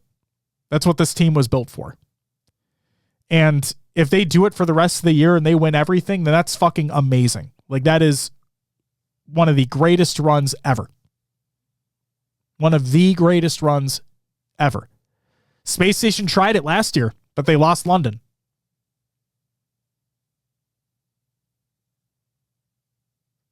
And Optic have every opportunity at their disposal. They have everything. They have all the ability in the world to make this happen. Let's just see if they capitalize on it.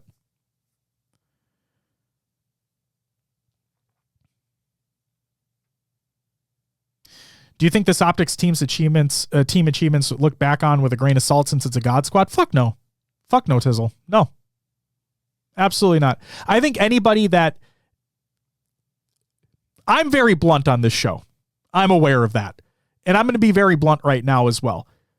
Tizzles, to anybody that thinks that way, they're a fucking moron. I'll just say that right now. To anybody that thinks that, oh, because that Optic team's a God squad, who fucking cares? They're unbelievably stupid.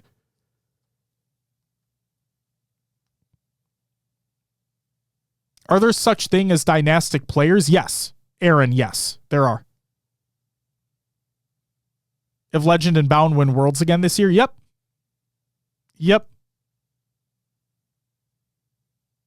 Just like I give what the fuck, what else was it?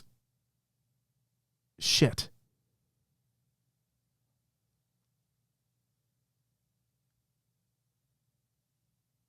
Renegade? Yeah.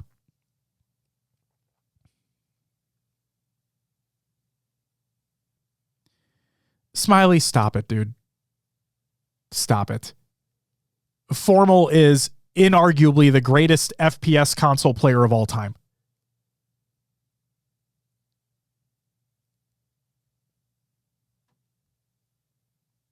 He's won titles in multiple esports, in multiple FPS esports titles on console.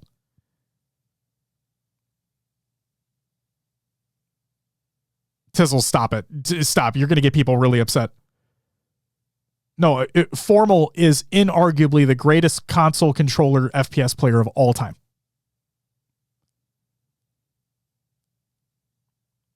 Guys, relax. Lay off, please. Lay off.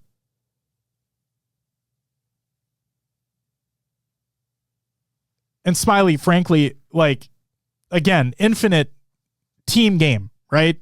Infinite is one of the most team-centric titles we've had. I truly believe that Infinite is one of the most team-centric titles we've had. And when you have in Formal getting this roster,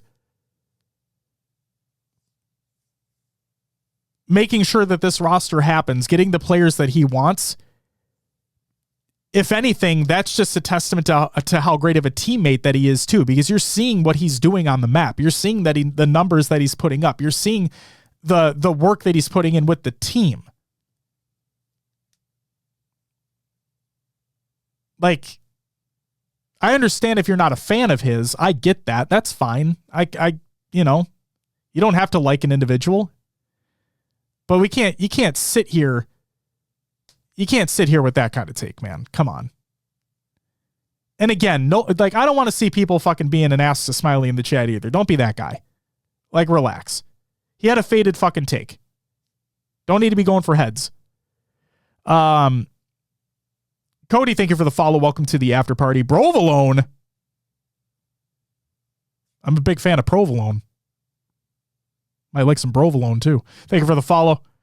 And Canes Season, thank you for the follow as well. Welcome.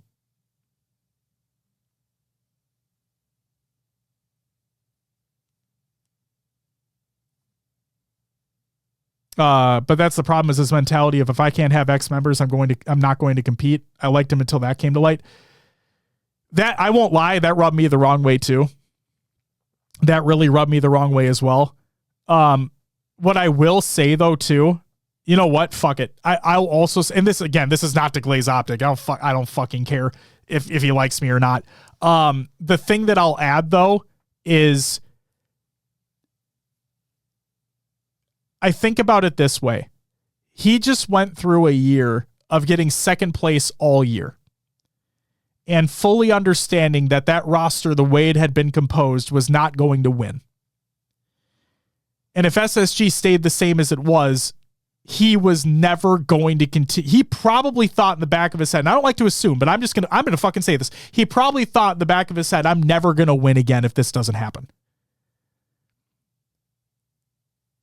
As a player of his caliber and his mentality and he said it multiple times. You heard it multiple times this weekend of him just literally wanting to win again and be back to winning again. If I were in his shoes, I wouldn't have wanted to compete either. A player of his caliber and his mentality expecting wins for every event, and if SSG stayed the same, you wouldn't win anymore? Like, there's no shot. There's no shot. E-rated and Supreme Leader, thank you guys for the follows.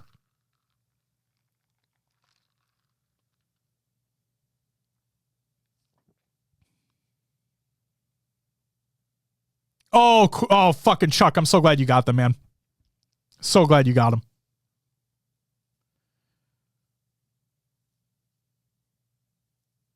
And Magic, I don't know. And again, that's why I feel like a dick, because I don't like to assume other people. I don't like to put thoughts in people's heads. I don't like to assume, but like, it's just a player of that caliber and mentality. I'm just like, I was rubbed the wrong way too. I will be the first to fucking admit it. When I heard that quote, I'm like, oh no.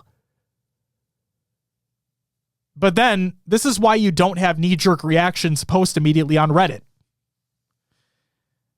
You take a step back and you think things through and you're like, I can kind of see where he's coming from. Getting second place all year.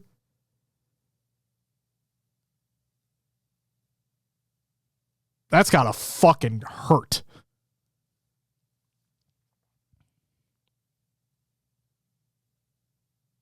Dip, I can respect that. People would be coming for my throat if that was the case. But that's why it doesn't matter. See?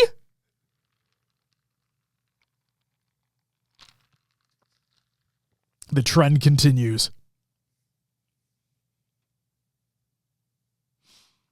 Formal literally took a play from professional athletes. Can't blame him. No, I mean, yeah. Like, yes, I understand that people fucking hated KD for going to the Warriors and then winning championships, but KD's probably like, I want to win championships.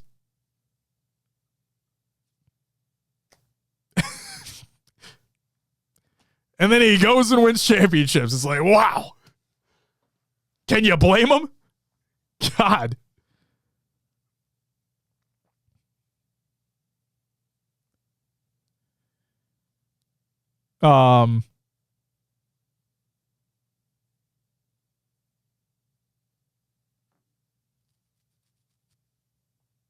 People that hated him were stupid back then too. Yeah, Sixer, that's the thing. It's like, I get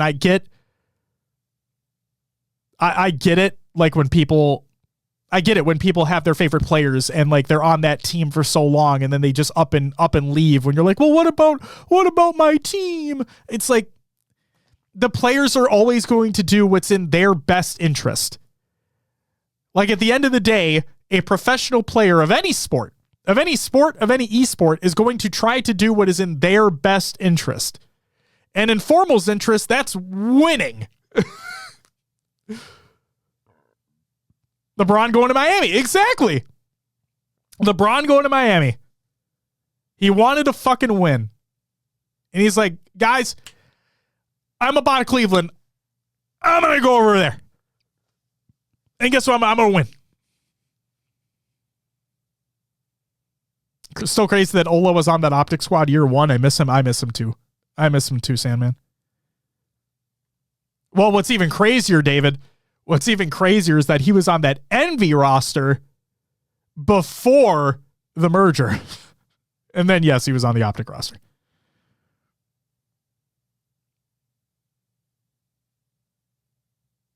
$100% rated. 100%.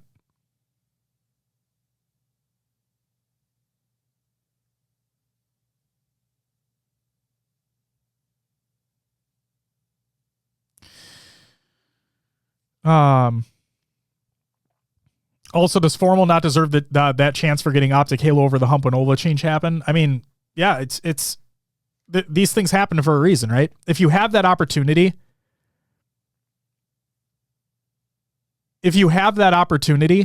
to pick up a generational talent, you're going to take that opportunity. Plain and if you are an organization that actually is fighting for wins and is fighting for championships and actually gives a shit about that, then you're going to do everything you can to get those players. Obviously, if you have the financial means to do so.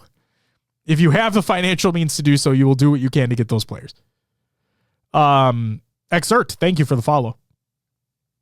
Also, JB, I apologize. Welcome back. It's good to see you.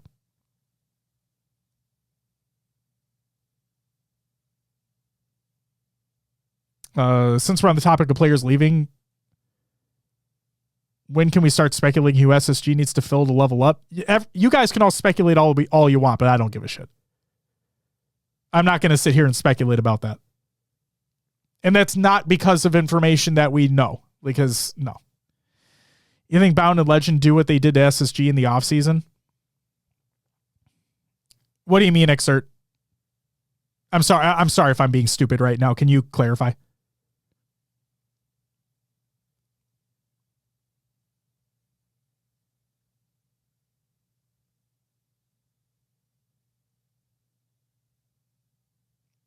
Anyone else thought Royal One's reaction after beating TSM was a bit off-putting? Like, yeah, they totally steamrolled them in that match, but the job isn't done until grand final. So, Ash, I'm of like two mindsets here because we've seen Royal One pop off when coaching that phase roster, like the previous phase roster, right? The dynastic or like the whatever. We've seen him pop off before. And for me, again, I'm of two mindsets. I'm fine if it happens if they win the series. I'm not fine if it happens and you haven't won yet. Cough, SSG, cough. It's the same thing of teabagging before the game's over. Cough, envy, cough.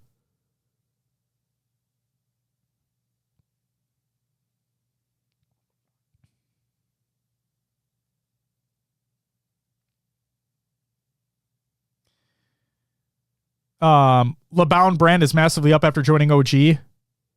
What would be the motivation to leave? Nothing. Like nothing.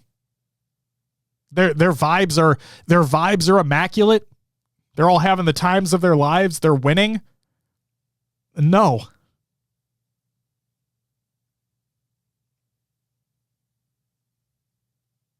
Fresh, no. No.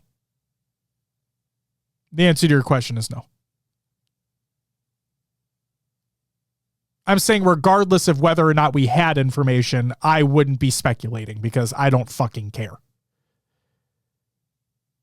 And again, like I've heard the feedback, trust me, I've heard the feedback loud and clear of like, you guys are a new show. You should be speculating, man. It's like, fuck, go ahead. I don't want to.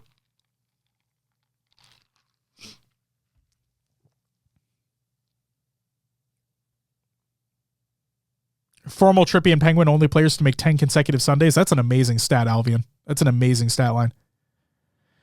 The Czar Live. Thank you for the follow. Oh, Fresh. I can't wait for Roster Mania either. And we do have some information that obviously we cannot share because we don't leak. It's not related to SSG though.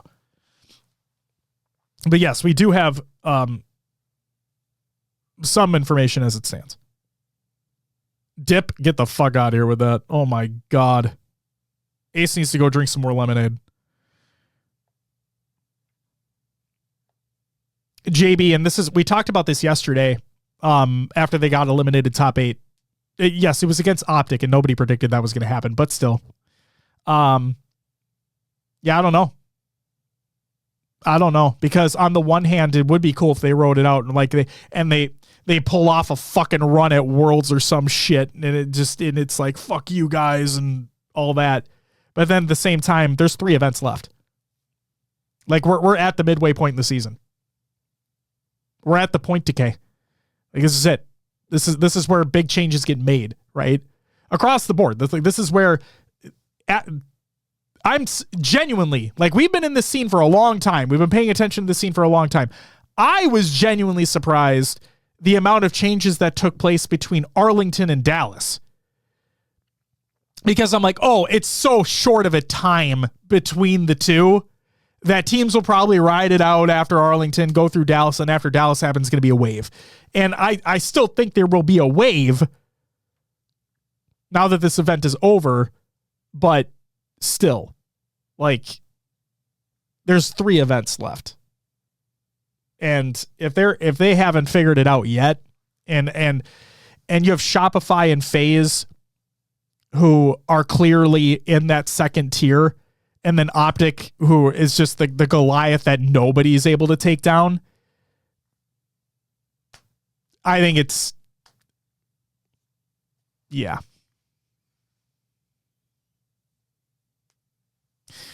Sab, we need to see that winners run now, though. They almost play to their rivals' level until Sunday. Sab, here's the thing, right? Is like, again, this is an unsurprising thing because it's an expectation at this point. I wouldn't be surprised at all if... Actually, before I get to that point, guys, I think everybody needs to come to a realization real quick and understand how fucking insane it is that Optic have done this 2 times in a row of going from losers round 1 to winning the entire tournament back to back. Do you all understand how fucking insane that is?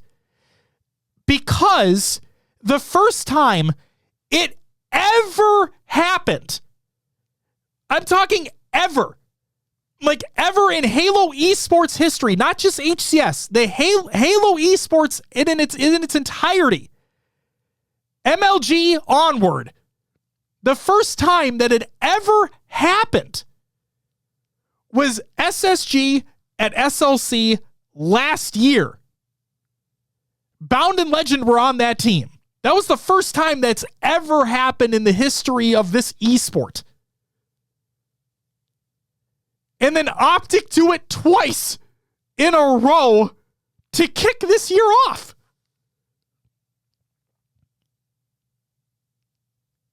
So the expectation is that they're going to win every event. So that's why the point I'm getting at is I wouldn't be surprised.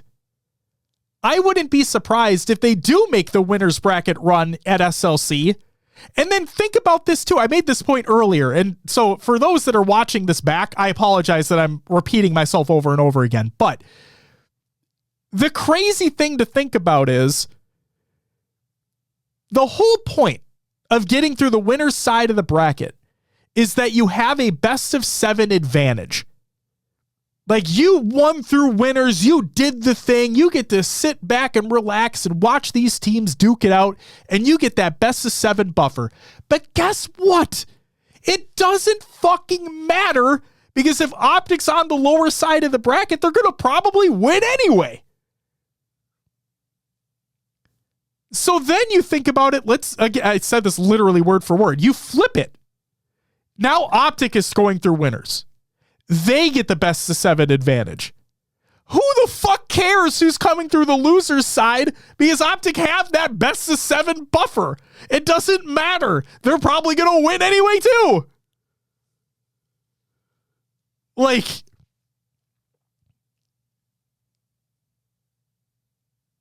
oh my God.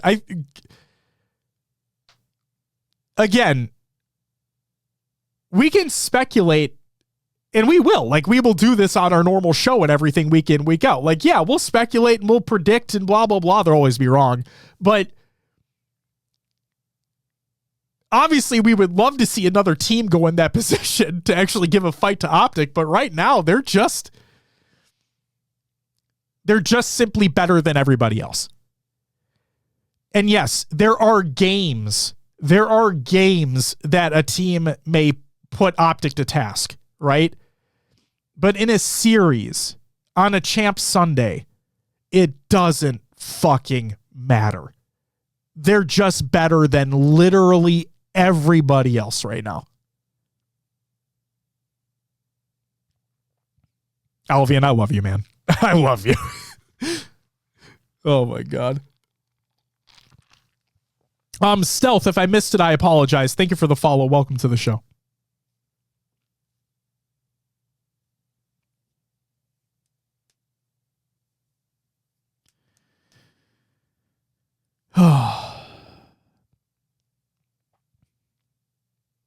Please get an emote that says it doesn't fucking matter. Oh, dip. There's probably a lot of things that should be emotes at this point. We haven't made new emotes in a long time.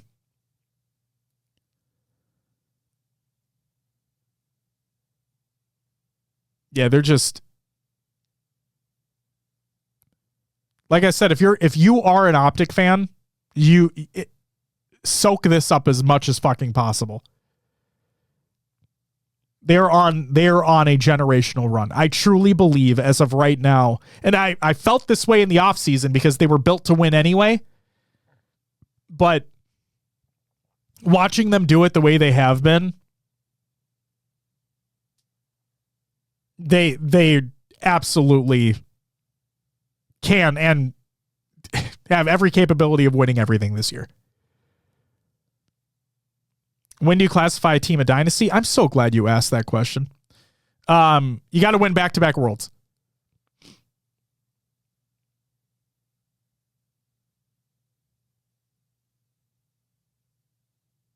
Got to win back-to-back worlds. If you don't have to agree with me, I get it. You don't have to agree with me, but you got to win back-to-back world championships.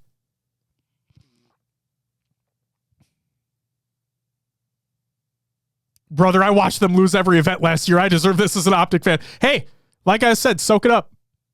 Soak it up.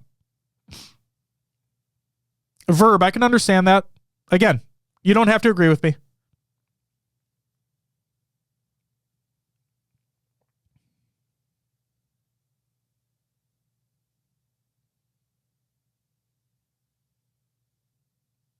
No, Exert, no. They will not be considered one, in my opinion. I believe they have to go back-to-back worlds. The reason I say that is because, and again, I'm not going to go on a massive tangent. I went on a tangent yesterday. And Verb, I respect that opinion. I do. I genuinely respect that opinion. I don't necessarily agree, but I respect the opinion. The reason I say that is because I think the collective community throws around the word dynasty too loosely. I think the collective competitive Halo community throws the dynasty term around too loosely. I think the word dynasty holds a very powerful weight to it. Where Verb, again, I respect what you're saying, but it's why, in my opinion, there were two true Halo dynasties. Final Boss back in the day, and CLG Optic Talk Sentinels. Those, I truly believe, are the two dynasties of Halo esports. So again, I believe that the collective community throws around the term too loosely. And Verb, like I said, I respect your opinion. I really do. But that's what I'm getting at, is like, I understand, and Verb, going back to what you're saying, I get it, that not every title has multiple nationals, multiple worlds, whatever it may be.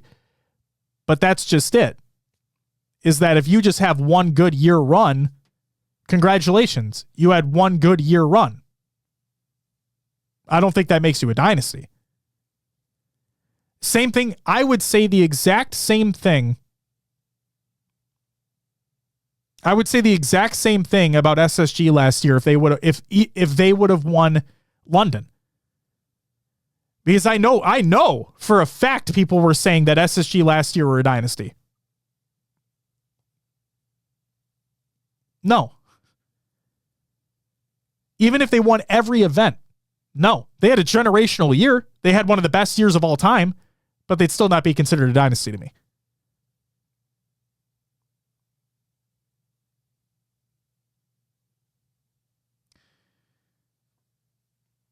So, like, again, we don't need to go on this fucking insanity, but Optic COD only won one champs, but multiple events are classified a dynasty. I wouldn't Exert. Personally. But I'm one guy. And again, I understand a lot of people don't agree with me, and that's fine. It's the best part about opinions. Everybody can have one. It's just, I just believe that the term is thrown around way too loosely. Because again, and I know that, like, I'm trying to be level-headed here, right? It's like, I understand that esports are not the same as traditional sports. I get that. But when I think of the term dynasty, I'm thinking of it coming from traditional sports, right? And when you think about dynasties in traditional sports, there are so few. There are so few legitimate dynasties in traditional sports that, like, I feel as though that same standard should be set. That same standard should be set for esports as well. And I know that rosters change all the time, and I know that game titles can change all the time, and I know that leagues can change all the time. I get that. But again, this is why I try to hold things to a higher standard. It's why I try to hold things to a higher standard. That's it. Question for you. Say Tox won the third Worlds in a row. Did they surpass the Dynasty title or remain Dynasty? They remain Dynasty. You can't surpass a Dynasty title. I think, like, you have... no, I mean, they were already in the conversation as greatest team of all time. So no. I think if they won 3 Worlds in a row, then the conversation becomes a little more clear as to who the best team of all time is. Because right now, like, there's the argument, right? I've seen the argument online all the time. There's the argument over Final Boss over CLG Optic Talks as to who's the best team ever.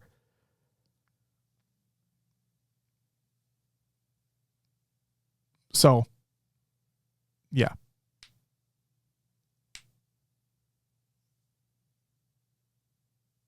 Star Slayer, I'm not going to answer that. I don't know. Because even like stats notwithstanding, I don't even give a shit about stats anyway. Like, stats notwithstanding, you also have to take into consideration chemistry. You got to take into consideration chemistry with the team. And this is why I'm saying, like, this is why I said with Optic, right? I truly believe that with the current Optic roster as it stands, if you just swap out one player, they're not as dominant as they are. Because of that chemistry that they have with one another.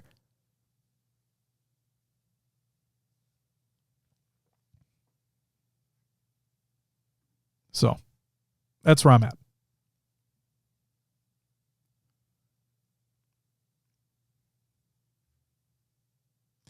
Yo, Dementor, thank you so much for the raid. Greatly appreciated. Welcome, Raiders. Hope you had a great stream, Dementor. Thank you so much, man. Friday, 13 October. Are you a Jason fan? Is that from Friday the 13th? Yeah, because Nightmare on Elm Street is Freddy Krueger, right?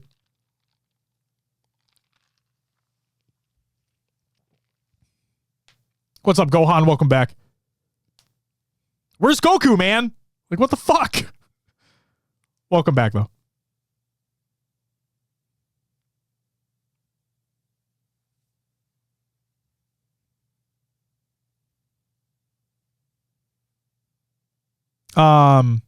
Fresh. I'm getting back to your question here. Do you think SSG from last year could have been a dynasty? I always think about that if the team sticked. I think if they won Worlds this year, then yeah. Yes. I do believe. I mean, yeah, absolutely. I think if they would have stuck together, then 100%. I think they had every opportunity to become a dynasty if they stuck together. Nobody was beating them. And that Optic team was so checked. That Optic team was so checked at the end of the year that, yeah, like, at that point, I wouldn't have been surprised if SSG won every event. Like, if they had stuck together, I wouldn't be surprised at all if they won every event this year. And then, yes, they would be a dynasty at that point. It's just a good luck day for me. Wow. I'm a chicken with scary things. Oh, that's unfortunate. I respect it, though. I respect it. Shopify would still be there. No, they wouldn't be winning anything.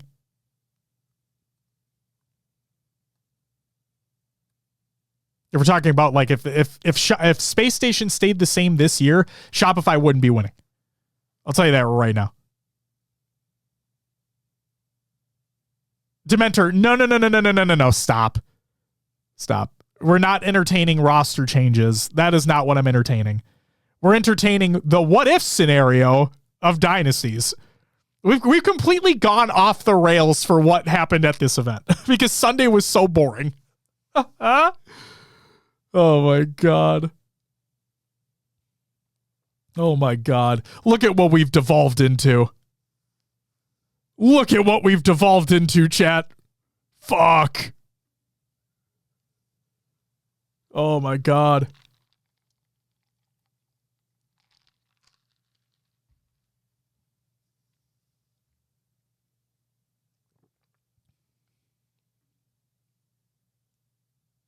Halo was packed the fuck out. I love that. I saw the pictures on Twitter. So fucking happy. I heard that the COD fans came over as well and were watching Optic in grand finals. That's really fucking cool. Really, really, really fucking cool.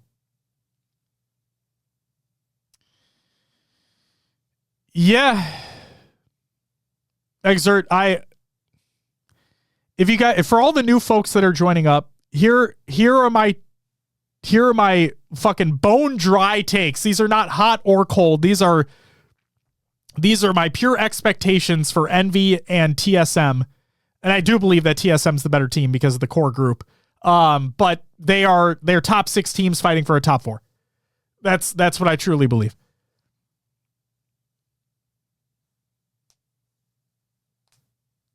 And I would put, frankly, I'd put Nemesis in there too. I believe that Nemesis, Envy, TSM. I'm putting TSM just a little smidgen above them. But I would say that those three teams, I mean, obviously Space Station, right? But those teams are the ones that are the top sixes competing for a top four. That is what I'd say right now. Just a blessed bracket. Fuck. Thank you. Yes. That's the correct take. And I'm going to be shouting it from the motherfucking rooftops on the show tomorrow. Oh my God. Oh my God.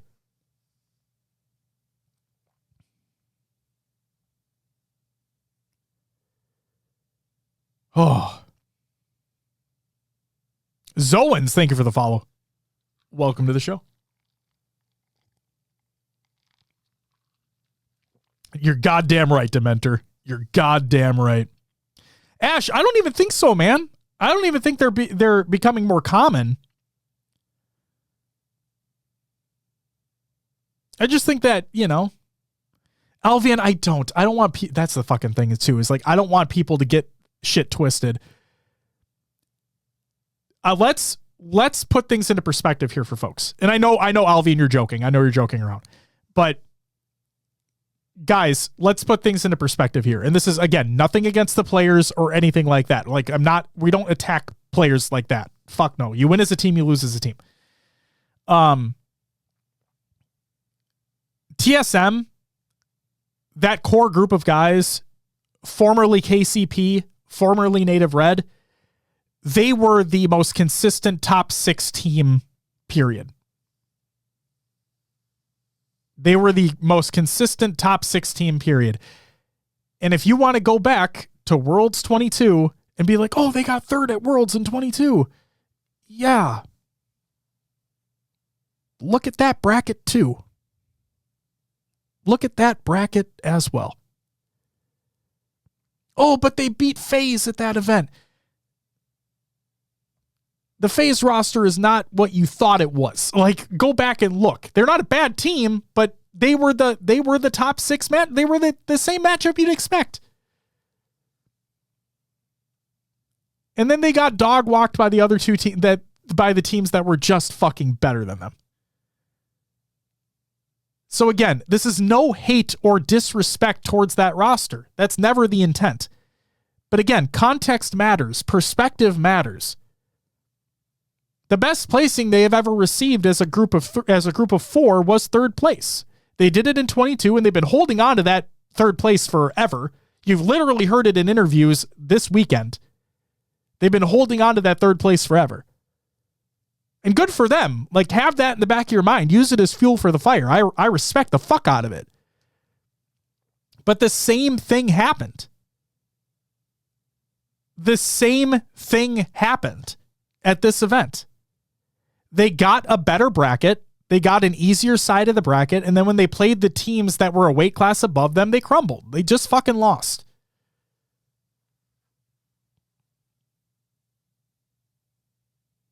So, again, it is absolutely no because I don't want people taking things out of fucking context. That's why I say context matters.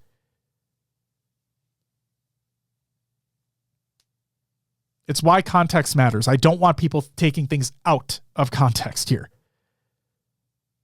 Like, when we're critiquing these teams, it's like, again, this is where the expectation is.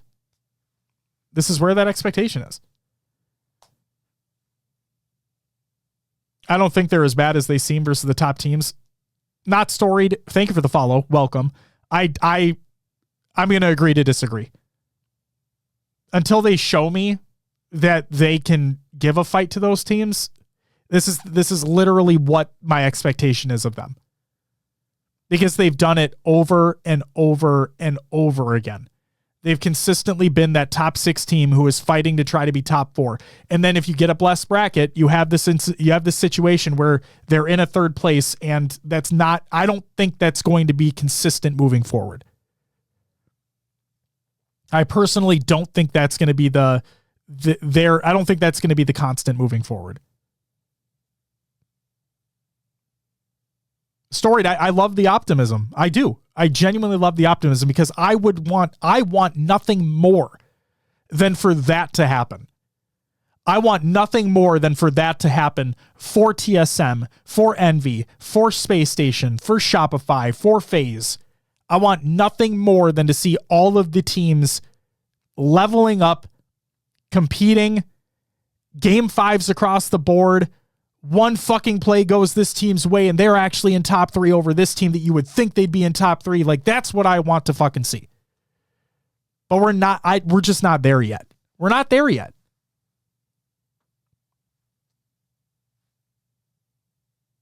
Exert, I don't know. I don't know, man. I don't know. Verb, that's the best part, right? That's why it may sound like I'm giving, it may sound like I just give myself like excuses and shit, but no. There's a reason I say time and time again that I'm never taking a win away from a team. Okay? But context matters. I'm never going to take a win away from a team. They did beat Optic and Pools, so they got their better side of the bracket. Because of what they did there, and because of what Envy were able to do to Space Station, that's how that side of the bracket shaped out. And I'm never going to take a win away from them because that's what happens. You win your series, you put yourself in a better position in championship bracket. That's exactly what those two teams did. But that led to the context part, that led to that side of the bracket being far easier than the bottom. Emphemy, thank you for the raid as well. Welcome, Emphemy Raiders. How's it going? Droud, thank you for the follow.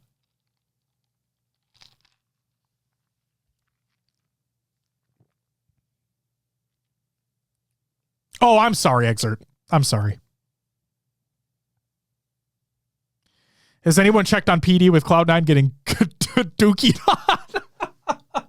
No, nobody has. He hasn't been here yet. He hasn't fucking been here yet. I'm wondering if he shows up. He's got some explaining to do. Holy fuck. Also, guys, here's another just dry ass take. For those that are new and don't know this, Cloud9 are the most consistently inconsistent team in the league. Where one event you'd have them breaking into top 6, another event you have them going out top 12. Like, it's just, they are the most consistently inconsistent team in the league. And again, I don't fucking care who's on that roster. Like, it doesn't matter who's on that roster. That's what happens. It's like clockwork. Like, they'll have a pretty good event. They'll make top 6 and everyone's like, oh my God, look, Cloud9. They're doing things. And then the next event, it's like, oh no, not Cloud9. Ben, they were disappointing on Sunday.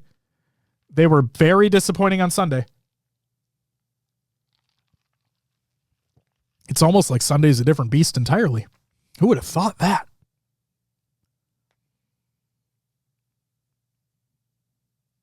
No matter what, you have to play the best to be the best. You have to beat the best to be the best. But I understand where you're coming from, Exert. Dan, complexity is right there with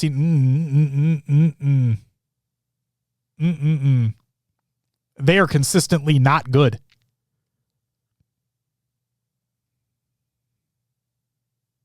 They're not consistently inconsistent. They're consistently not good. I had a feeling, Exert. I'm just giving you shit. The other thing I want to point out, and again, and Dan, like, let me again, context, right? Context matters. That's going to be the title of the show next week or on Monday. Context matters. Who would have thought that they were going to play Optic round 1? It's like TSM at Arlington. Who would have thought they were going to play Optic and losers round 1? Nobody would have thought that was going to happen in both scenarios. Nobody thought that TSM were going to play Optic and losers round 1 at Arlington. Nobody thought that Complexity was going to be playing Optic and losers round 1 in Dallas. So again, there's context to this. I'm just saying overall, Complexity are just not good. They have not been playing very well. Who do you have as Grand Finals MVP? Oh, fucking Mr. Bongs. That's a hard question. Thank you for the follow, by the way. That's a hard question.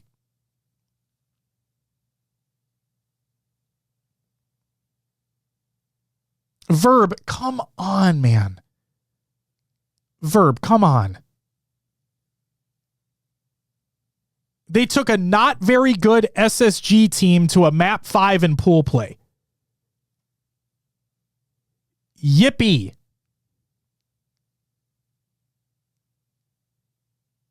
Come on.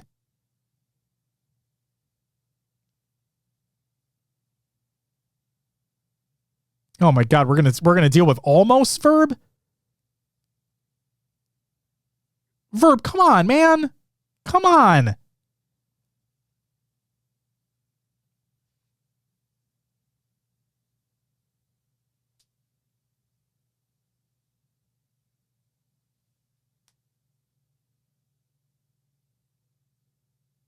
Verb, I love you, dude. I genuinely do. Like, I appreciate you being here and I appreciate the discussion and everything. But come on, dude. And Verb, that's exactly why I said context matters. Nobody would have expected them to play Optic and losers round 1. So I'm not gonna fucking dog on them the entire time. Like that same. I forgot what I said post Arlington, but no, I definitely like. Yes, obviously I want them to play better. And it's the same. I think I said it yesterday or I said it on Friday. Like I want Complexity to play better because Spartan's playing for his fucking brother, man. And I fucking feel for him. I think it'd be amazing where they get a fucking good win and Spartan is jumping up and fucking popping off and screaming in people's faces. And I'm like, fuck yes, that's what I want. That's what I want. And so, yes, I also want them to be better and I want to see more out of them. It's just, and nobody would have expected them to play Optic round 1. So no, I'm not going to dog them for that. But at the end of the day, you need to fucking win against these teams and you're not winning against them. So Storied, I can see that. But like, I just want him. I just want it for him, man. That's all. Yeah. Dip. I mean, I agree. I agree completely. Optic are just too fucking good. Nobody's stopping them yet. Oh, Precision played amazing, Verb. Oh my God. Oh. Fucking Yaxon had some amazing plays as well. All four of them. All four of them had some great plays all weekend. And the other, like Piggy. Here's the thing though. You catch on tendencies, right? When teams are analyzing players, when teams are studying players and they're studying film and they're studying these teams and whatnot, I think people are going to catch on pretty quick to Piggy hiding around corners. We saw it happen with Optic anyway. Like Optic clearly were keen to him, but I think people are going to be able to catch on to that. I'm not saying I don't like the play. I love the play. I love the idea of a player going fucking rogue and just sneaking up and like going behind enemy lines. Just like, I'm just going to wait. I'm just going to sit here and wait. This is going to be great. And I saw Piggy do that a few times. I'm like, oh, this little motherfucker right now. Oh, man. But no, like, again, it's my expectation for Envy, if they stick together and they work on things and whatnot, is going to be they can be a consistent top 6 team that's fighting for top 4. That is what I truly believe with an Envy, with a TSM, with an SSG, with an Nemesis, stuff like that. I can see consistent top 6 that those are the teams that are consistently fighting for 4th. Those are the teams consistently fighting for 4th.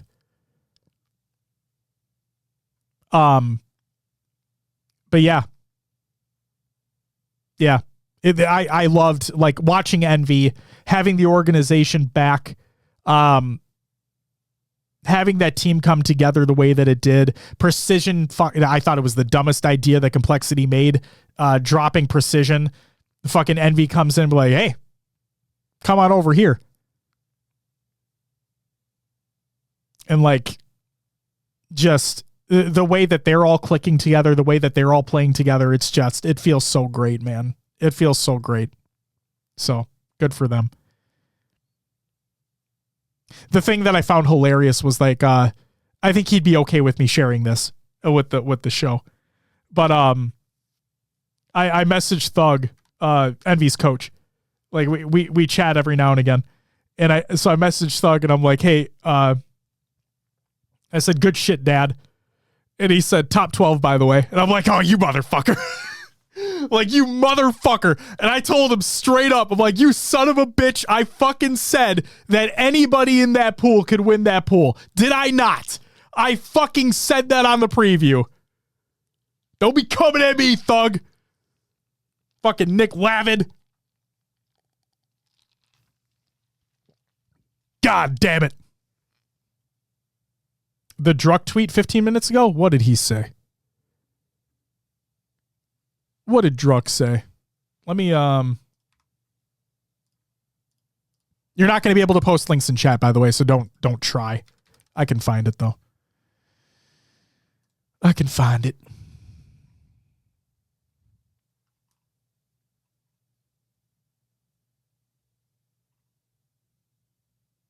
Let's see. What did he say?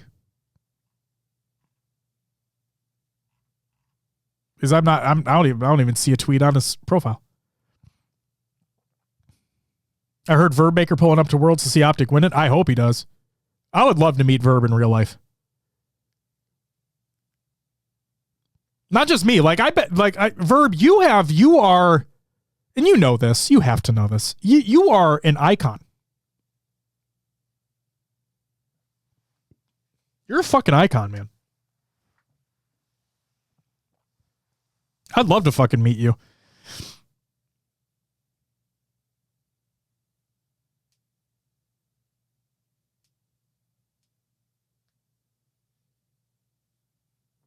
Ash, Druck's tweet, 3 years later and Manny is still play calling to run away game 5. Jesus Christ.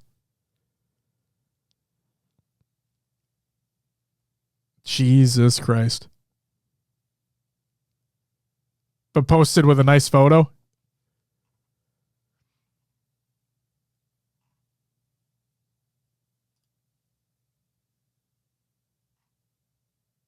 Oh, there it is. Yeah, I see it now. I see it now.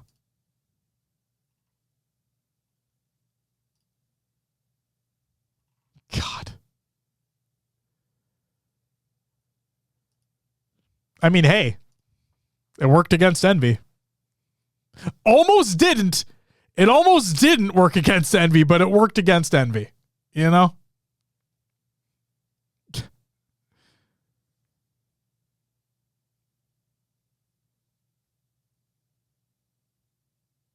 That pop off over TSM over Envy was annoying. Dan, I mean, I understand, but you know, you gotta pop off when you can.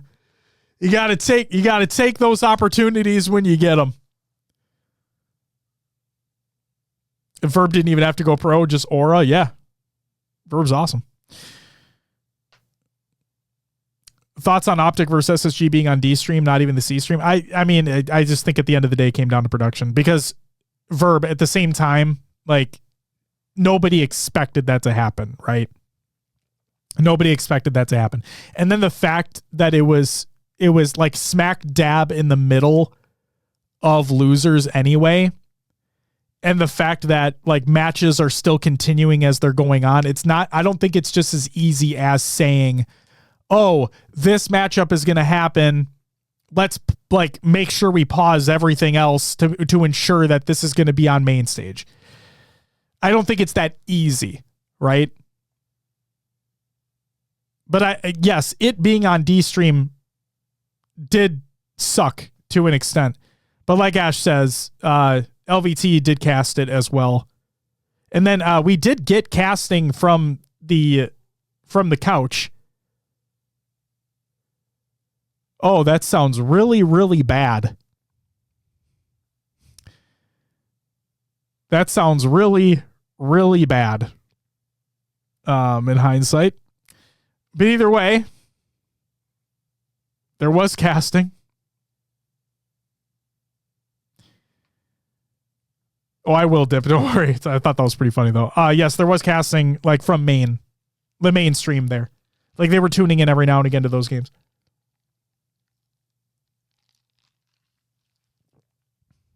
Same here, Rev. Yes, they did have amazing production. Also, shout out to the LVT Pro League that's going to be starting up here in just over a week. As a matter of fact, I believe it starts on June 4th. Can't wait to talk about that more tomorrow too. Yeah, Wes. Again, this is critiques. This isn't to be mean or anything like that. Yeah, I think Wes has just gotten consistently better over time.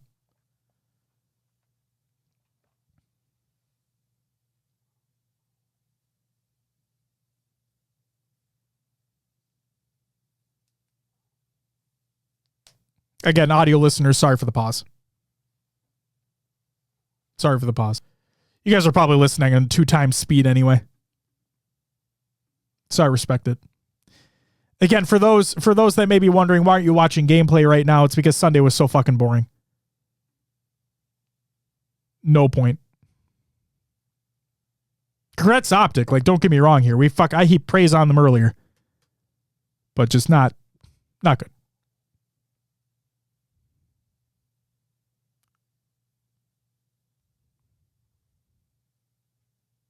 What a weekend, though.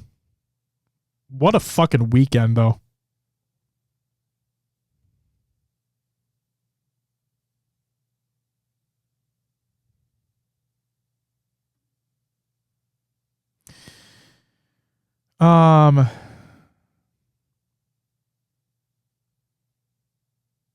Bop, I don't have a comment on that. If he truly felt uncomfortable about that, then I would hope that he spoke up.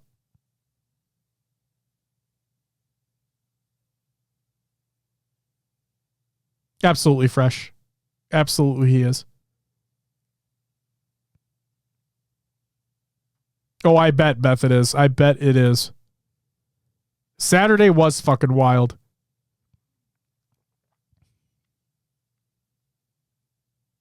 The audio gives me something to listen to other than my foreman screaming and throwing tools because he broke a drill bit. Oh, no, Dip. Well, I appreciate you listening. Seriously, thank you. And that goes to everybody. Like, everybody that takes the time to listen to the show. I know I said this countless times, but I mean it. Anybody that takes the time to listen to the show, watch the show, whatever it may be, fucking be here during these off streams, right? Y'all are fucking amazing. Thank you so much. And also, thank you for being respectful, and thank you for adding to the conversation and adding to the discussion. I appreciate it. Lethal, thank you for the thank you for the posture check. There you go. That's for you.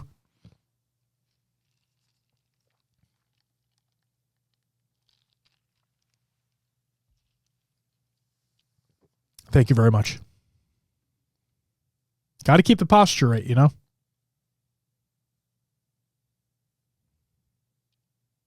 Got to keep that posture right.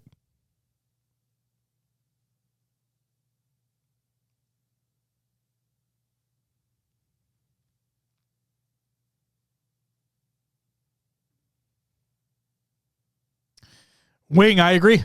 I agree completely. Great if you're an Optic fan. Great if you're an Optic fan, but overall, very, very boring. Oh, Verb, yes, absolutely. Yep. Multiple times. But again, shout out Allie, shout out Command Station. First woman ever to win an official LAN FFA. Again, just history continuing to be made in this esport year after year is insane. It's just fucking insane.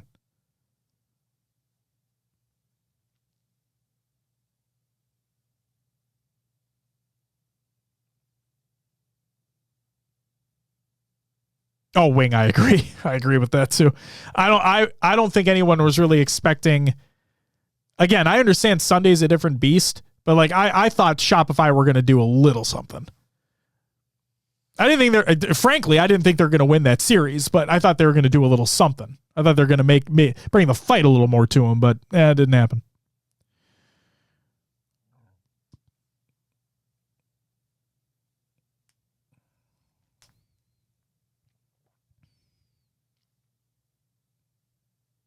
Rev, I honestly don't know.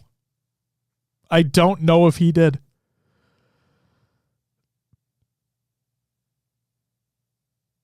Yeah, they did play bad today. They did. Verb, like I'm oh my God. I'm not entertaining your fucking statements whenever you say stuff like that.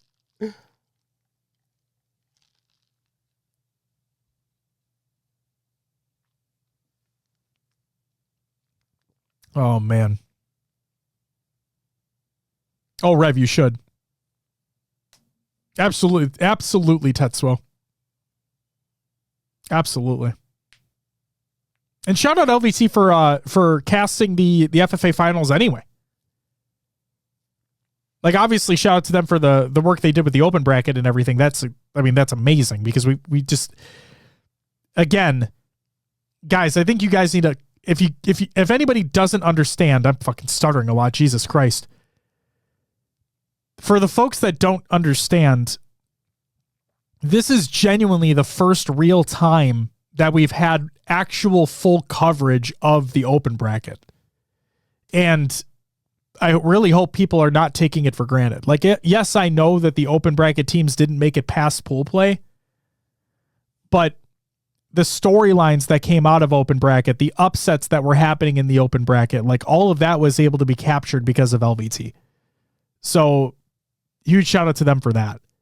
And then again, like I said earlier, huge shout out to them for broadcasting the FFA finals as well, because it's another one of those things that feels like it's consistently missed in previous years, where like I'm still kind of dumbfounded, to be completely honest with you. Like I get wanting to have like a show match and like have something that's not necessarily fully competitive related to bring more viewers in, to kind of break up the competition, just to have something lighthearted and fun. I get that. But at the same time, we used to have the Big Flex 4 FFA finals on main stage where all the players would get up there. All 8 remaining players would get up there during the MLG days, and the FFA finals would be broadcasted with casting and like with the official casting and everything right there. And we've gotten so far away from that. And I'll still say it. I've said it before and I'll say it again. I want the show matches to go away in favor of having the FFA finals being broadcasted on main stage. I've said it from the beginning. I want that still to this day. I think we are doing. And again, I get it from a broadcast and production standpoint, wanting to have that fun, lighthearted thing. But at the end of the day, this is an esports event. This is an HCS event where you're having the competitors compete. And I think we're doing a disservice to these players that fought through the FFA to not have their talents broadcasted to the world. And again, LVT is doing an amazing job, and I love that they're doing it. I would just love if they were on main.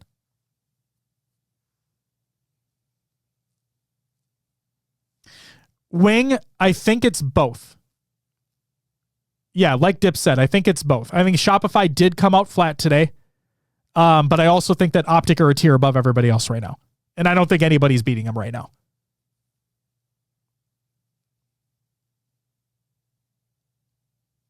Yeah, Tetsuo, that fucking sucks. That genuinely fucking sucks. I do not disagree with you. And I will gladly give the HCS that criticism that they didn't have the command station on their couch. Like they tweet it out and they give all the praise via Twitter, but we're not highlighting these players, this talent on like to the broader audience. Wing, I'm not gonna sit here and predict that. I wouldn't be surprised if they win out. They have every capability to win every event this year. And I said it during the fucking preseason.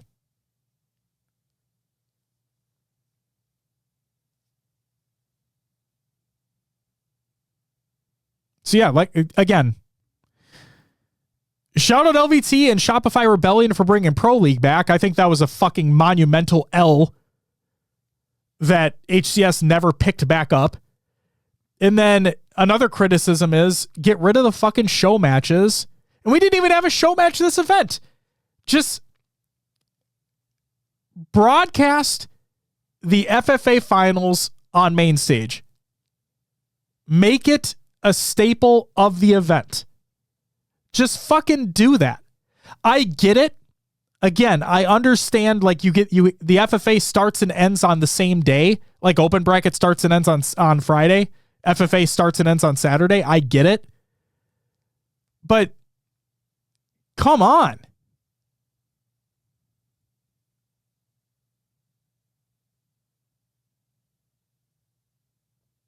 Come on. What's the difference between Pro League and normal HCS? Haven't had a chance to look at the announcement. Pro League is an additional layer of competition that'll be able to take place between now and SLC. It'll be 3 monthly splits.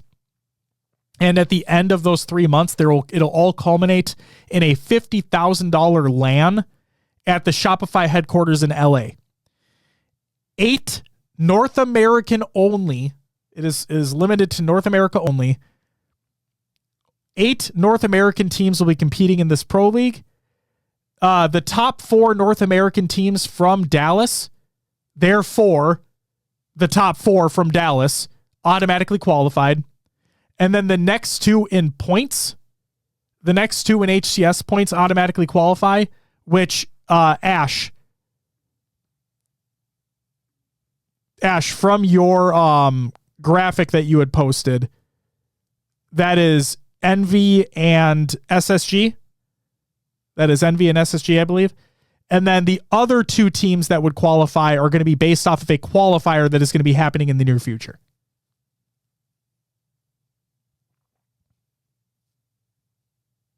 So Snarky, hopefully that answers your question. We will be, I'm not going to do it right now because it is late and I did this before. I did this on yesterday. I did this yesterday, but we'll break everything down on the show tomorrow.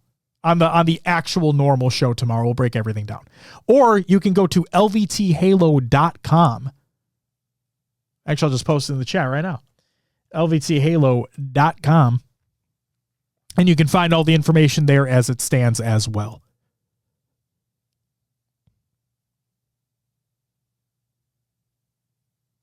Thanks for the insight. Seems like another series of opens for an entirely separate LAN.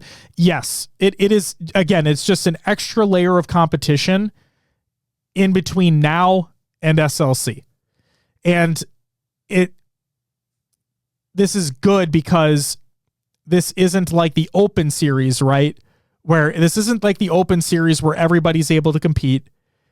This isn't like the Open Series where this will have a LAN at the end. And this isn't like the Open Series as like there's layers, right? And this is better than scrims because it's not just practice. There's actual money involved. There's actual stakes involved. So this is genuine higher level competition with actual stakes in between these events.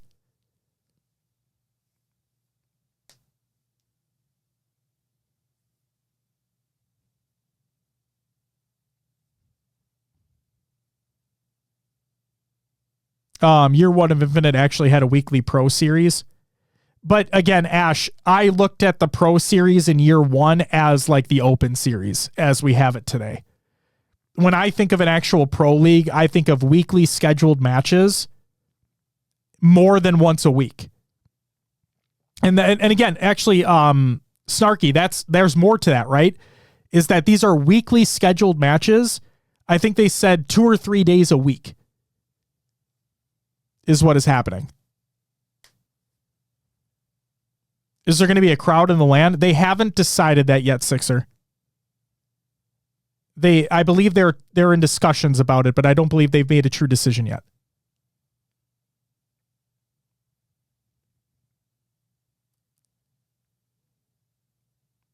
Think COD Pro League from 2019. Wing, I'd go a step further, and it's kind of like what they have right now, where again there are weekly scheduled matches that are taking place throughout the in between events.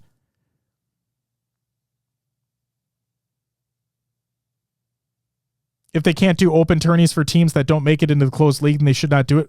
Fresh, they are. Like, this is not interfering with the open series. This is not interfering with the open series that is being put on by the HCS. Correct, Snarky. It is scheduled weekly matches 2 to 3 days a week. I believe it's 3 days a week. Sort of like Halo Rec League, sort of. But it'll all culminate. I'm sorry, Fresh. I'm sorry. I sit corrected. Quad Shot, thank you for the follow. Greatly appreciated.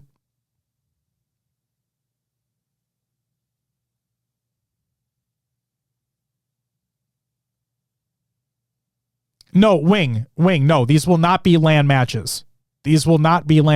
Everything culminates in a LAN. The LVT Pro League will be an online pro league culminating in a LAN at the end of the 3 months.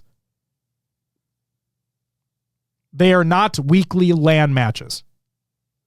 And actually, I'm glad you mentioned that because hopefully that clears up some confusion if there was any confusion.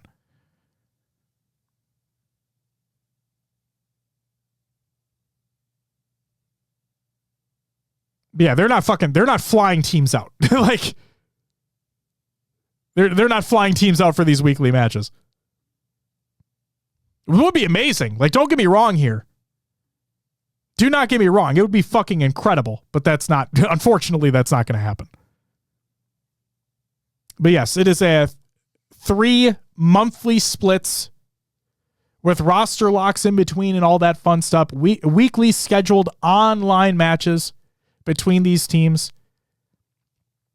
Once the 3 months are complete, it all culminates in a $50,000 LAN at the Shopify headquarters in LA.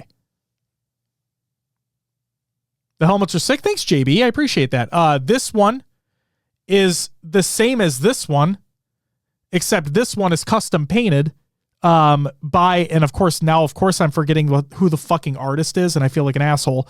Goalie Sniper, who is a longtime viewer, best friend, as a matter of fact, he commissioned this piece for us.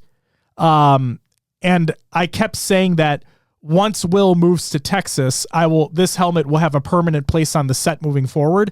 And then I wanted to even things out, so I took the one that I had in my living room down here and put it over here as well. But they're the same helmet, one's just custom painted.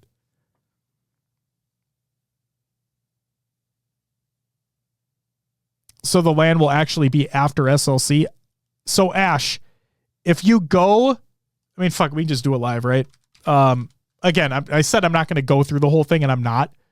But if we go to their website, right, lvthalo.com, lvthalo.com, if you go there and you go to the Pro League tab and you click on the $50,000 LAN finale, more details coming soon in 109 days. So if you want to go to Google and type in a calculator there and figure out how long, like what day it is, 110 days from now, that's when we're getting more info, apparently.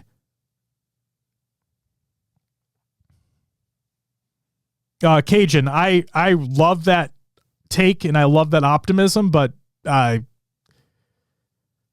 don't see that happening, unfortunately. September 11th or September 12th. Yep, that would be after SLC, because SLC is the first weekend of August.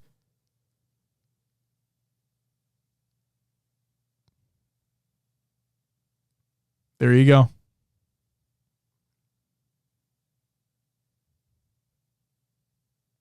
Fresh, I wish I could say that I was more locked into the CWL back then.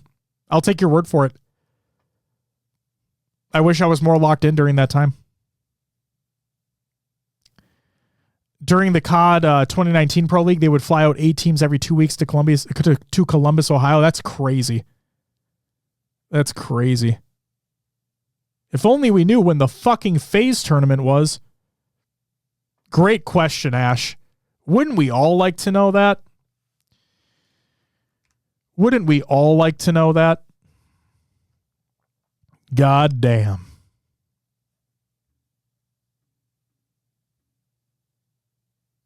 God damn. Just giving folks a heads up. We are at 11 p.m. Central.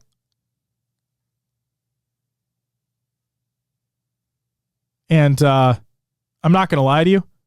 Very exhausted. But that doesn't mean I won't hang out and chat for a little bit longer. If anybody has anything they wanted to bring up, any questions, any discussion points, please let me know. Stealth, well, you were right, and thank you for proving me wrong. Right about what, Stealth?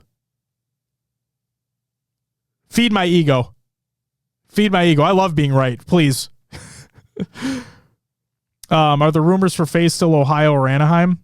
I'm not at liberty to say. Do with that what you will, Rev. FaZe qualifiers on September 6th and 7th, so can't be less than 2 weeks after that. Oh, not worrying about Optic about them not winning. Stealth, I made reference to you earlier. It was you. I made reference to you earlier. Yep. Would you agree SSG has been the biggest disappointment of the season? 1,000%. Wing, if there is one thing that we can agree upon over these last 3 days, it is that wholeheartedly. Put a fucking stamp on it. That's it. I didn't expect it to be that dominant in the grand final. Stealth, like I'm not just gonna sit here and be like, I told you so. Like, but yeah, I did. I'm beating a dead horse at this point. Like, this is the expectation. Maybe not that dominant, but like this is the expectation, is that they're going to win. Like this is what they were made to do. And I don't care where they are in the bracket. I don't care where they are in pool play. The expectation is that this team is going to be in grand finals and is more than likely going to be winning. And they haven't done anything to show me otherwise.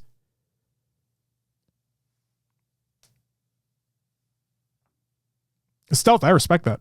I thought it'd be SSG and Optic battling out neck and neck. Maybe that's why I'm so frustrated with SSG. You know what? You're not the only one, Wing. Like, I looked at that roster too. I looked at that roster as well, and I looked at it and I'm like, man, this is why I've said at the beginning of the season, God, I feel like we're going to have a top 4.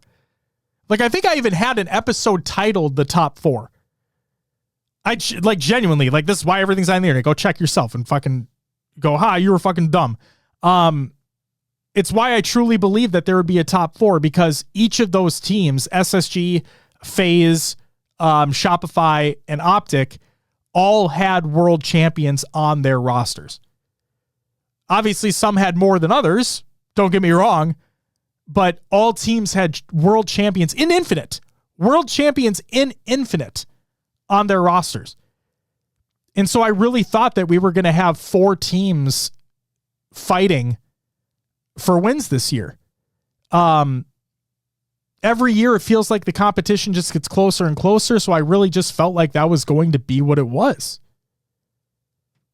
SSG has all 4 world championships in Infinite. Yeah. I'm not disagreeing with you.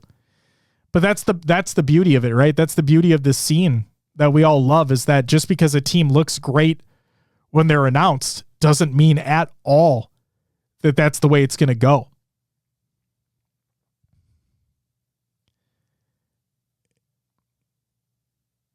And so I absolutely agree with you that they are the biggest disappointment, and it's not even close. Like it's genuinely not even fucking close.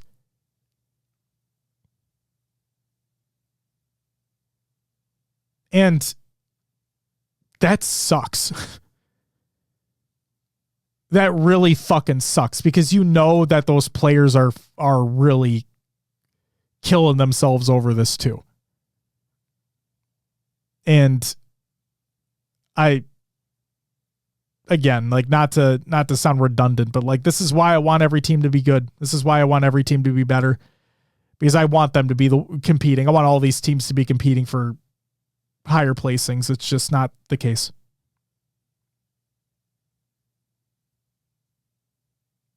It's just not the case.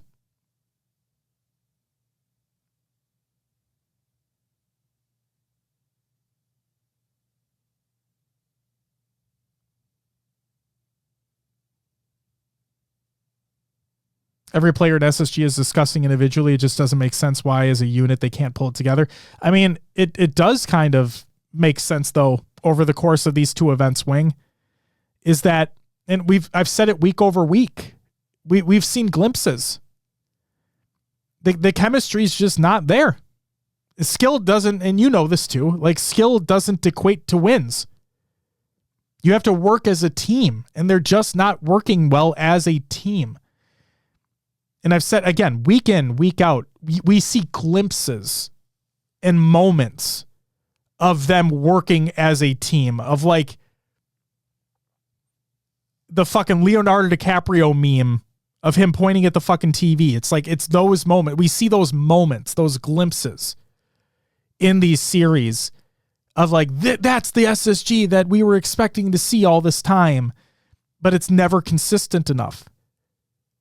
It's just never consistent enough. And then if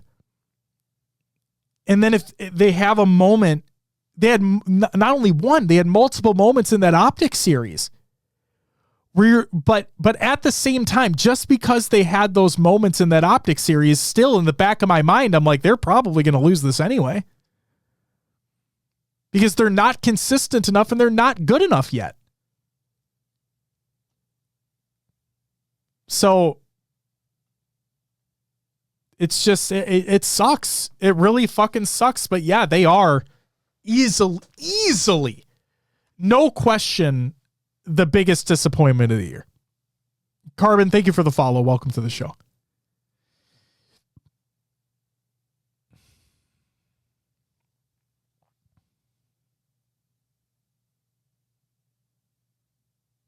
So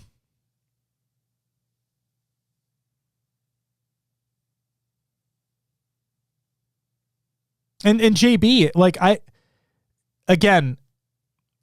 understand, and I can respect the take of people thinking that SSG choked that game 5. I don't think they choked it. I just think that Optic were simply better, and they've always been better, and that's what was going to happen anyway.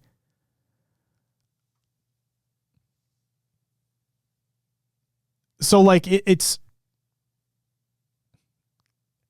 that lead in that game 5 didn't matter at all. A lot of that has to do context. A lot of that has to do with where that 10-point lead was in the game. Like, at what time that 10-point lead was in the game. It doesn't matter. It doesn't matter.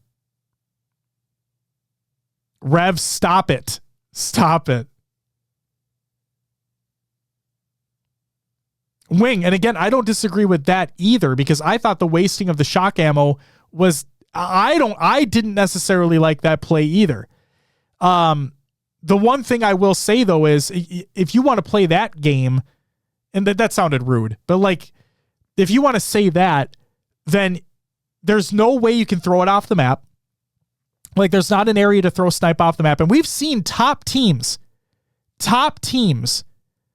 do that consistently. Right? We've seen top teams do that consistently, whether you're playing on live fire or whatever, where you're throwing the power weapon off the map. You're throwing snipe off the map. Top teams have consistently been doing that. So I'm not going to necessarily fault Lucid for that. And he was one shot as he was wasting the ammo going into blue window. So like that, I didn't necessarily like the play. I wish he would have gotten a little more utility out of the weapon, but I don't think they lost the game because of that. You know what I mean? I don't think it came down to him wasting the ammo as to why they lost the game. I do wish that he would have used it more effectively, but he was being collapsed upon. We all saw it happen. He was being collapsed upon. He was wasting it as he was running over to like blue window. He was one shot as he wasted the last round, and that was that.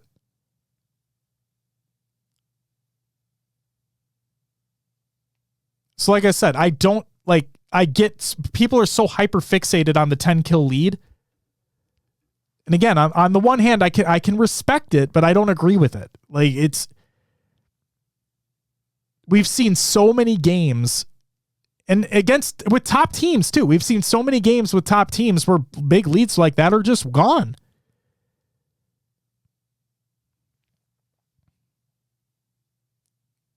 Wing, now we're doing the hindsight thing. Now we're doing the what ifs, the hypotheticals. It is what it is. He made the play that he made. Do I think the outcome would have been different if he didn't waste the ammo? No. I don't think the outcome would have been different. Stealth? Fuck yes, man. At least somebody has the balls to say it with me.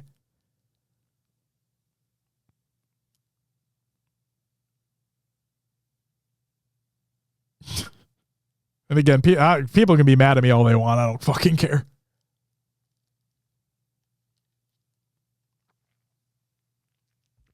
Theory, not only that, but 10 kills in the...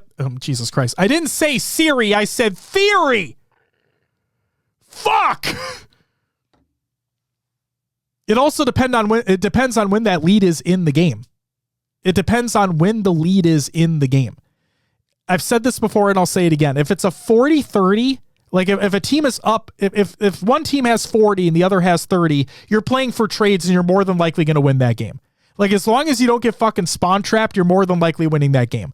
But if it's like fucking 25-15, then I don't care. I don't care. I don't fucking care. It doesn't matter. It doesn't matter.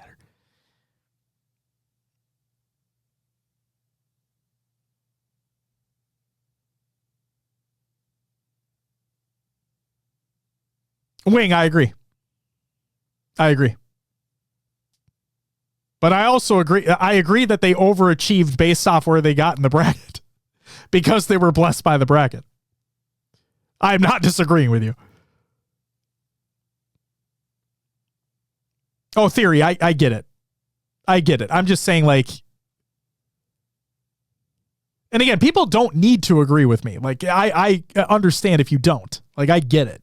I'm not an expert by any means. I don't claim to be. But I watch the games, and I've seen this play out so many fucking times over the years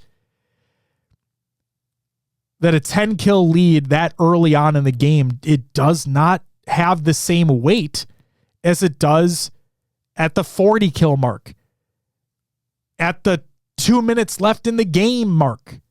There's context. There's always context to these things.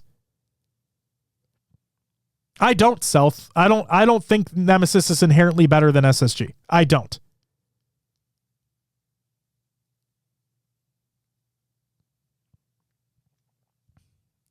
Stealth, kind of. I think they're where they will be. I think if they stay together and they continue working, then I think they ended up where they will be for the rest of the year as a top 6 team competing for a top 4 placing.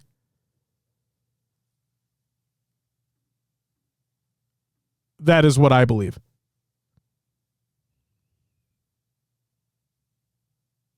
Ooh, Alvian, now we're getting more nuanced. Now we're getting more nuanced with these takes. If you were up 10 kills, map control, and let's say you lose 45-50, that mean it was close enough margin where you choked? I would entertain that take. I would absolutely entertain that take.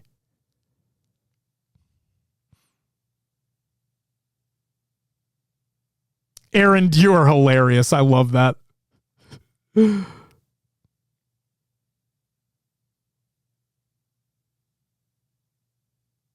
Oh my God. Stealth, I wouldn't be surprised. I know it sounds like a cop-out answer, but I genuinely mean that. Like, I would not be surprised if SSG make a change. As for who, you guys can speculate all you want. I don't fucking care. I'm not going to.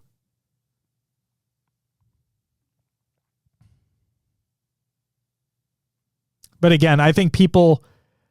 The one thing I will say regarding SSG is that I think people focus too much on statistics. I think people focus way, way too much on statistics. Stats don't tell the whole story, folks. Please understand that.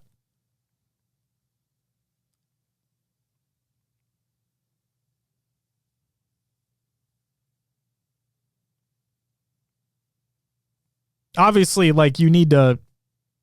Like, there's some stats involved to fucking win. Like, don't get me wrong. Don't get shit twisted. But again, I think people focus way, way, way too much on stats. Like, if you want a clear example, look at KD leaders, right? Where you have like Falcated has a monster stat line, Trippy has a monster stat line, whatever it may be, and look how far that got them. Like, look what good it did when they played against the teams that truly mattered. Look what it got them. Or like the other thing that kills me is when people will focus so much on stats. The thing that kills me is when people focus so much on stats, but they don't look at the context behind them, as in, oh, this player did such and such and blah, blah, blah. They're like, this player was near the top of this leaderboard or whatever, but they bowed out at like top 8 because the teams that they played were so bad that they had such inflated stat lines. It's like, stats are not everything, guys.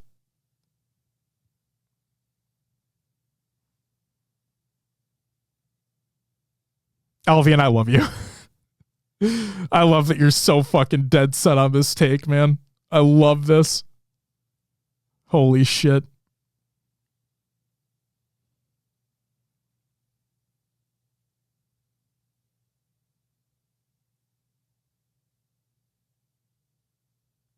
Rev, you're God fucking stop it.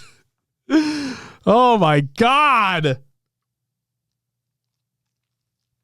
It's not what I said at all. God. I said that, yeah, like, stats can look cool,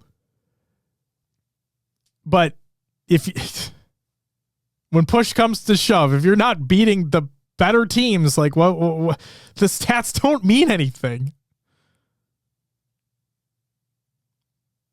SSG has won SLC 2 years in a row. You got to think. Alvian, stop it. Okay. Wow, that's holy shit. That's, oh my God, get out of here. Holy moly.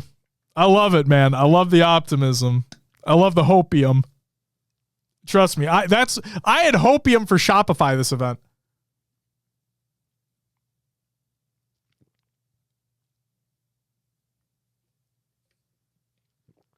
I had hopium for Shopify. I did have hopium.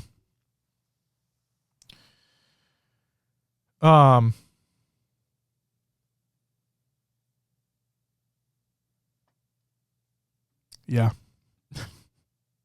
I don't have much else to say on that one. That was a take, though, Alfian. That was a take. Rev, yeah, in my hopium bracket, in my heart bracket, I had Shopify coming from winners. Obviously I thought Optic were not going to be in losers round 1, but like I had Shopify coming from winners, and I thought that they were going to get it done. Whether it go to a second best 7 or not, like, I don't care. I thought they'd be able to get it done. But no, they didn't show up on Sunday. They did not show up on Sunday, unfortunately. I had a feeling Shopify wouldn't make Sunday. Stealth, that's a wow. Wow.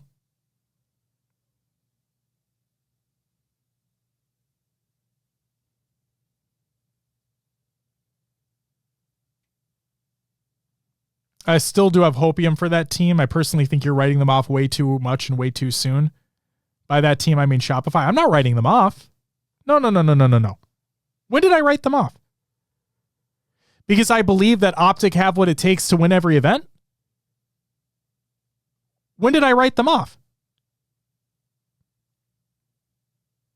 I've stated multiple times tonight, and I truly mean this, is that Optic are clearly above everybody right now, like SSG was last year. Optic are clearing away above everybody else right now. They're in a tier with themselves.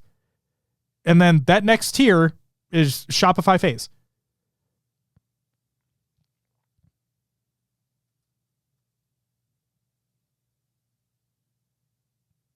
So no, I'm not writing them off. But I think they need to do a lot more to have the opportunity to win. Oh, Stealth, they're going to remain dominant. As long as they don't get complacent, which I don't think they will. I think the players on that team, I don't think they're going to get complacent. I think that's what it comes down to, though. Truly. I think that's truly what it comes down to at the end of the day. If so long as they don't remain complacent, they will remain dominant. Or the expectation is that they remain dominant.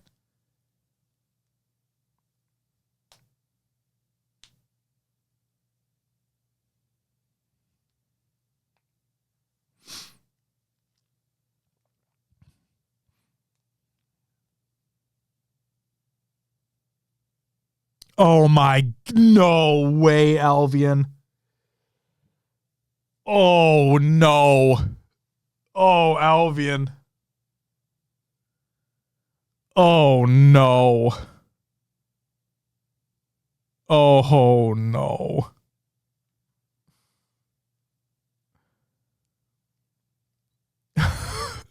Dip gets it. Dip knows exactly where the fuck I'm going with this. Oh no, Albion. Oh no. No. Don't fall into the trap, dude. Don't fall into the trap, Albion. Don't do it, man. I get it. You're dead set on the take that it was a choke by SSG with the 10 kill lead. I get it. You're going to live and die by that take. I understand. You can have that. You can hold on to that. But don't do this right now. Don't do this right now. Please don't. Oh, don't do this. Please.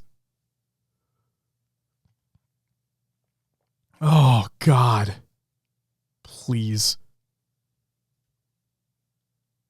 You think TSM will place top 4 in SLC? I think they have every opportunity to place top 4 in SLC.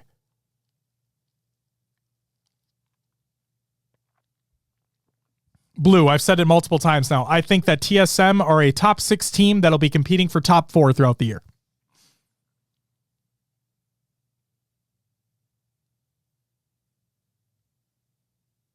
Elvian, you I think you copy pasted that from earlier.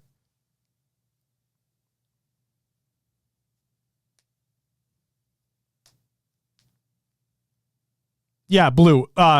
Blue, just to give you the take that I had earlier.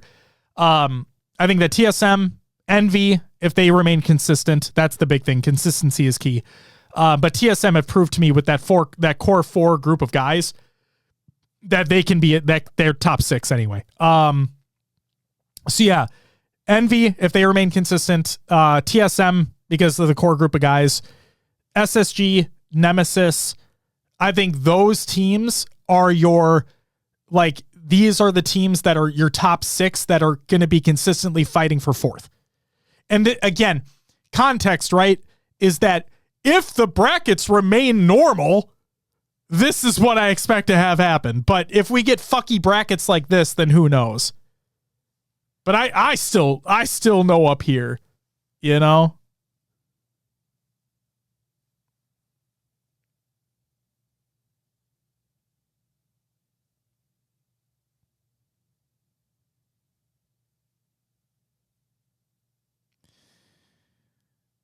Sab, isn't that a crazy isn't that a crazy concept though? For the audio listeners, Sab says, I'll tell you what hurts Optic is if Renegade has a shit land like completely all weekend, then they could be in trouble maybe. Like, think about that. Like, if one player has a god-awful weekend all weekend long, then maybe they lose. That's fucking crazy. I love that.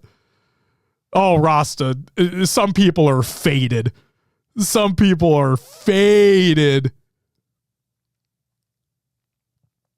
Oh my God.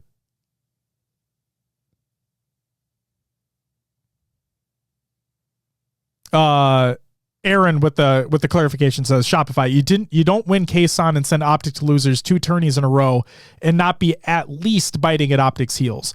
The way you talk, you'd think they're a football field behind. Aaron, because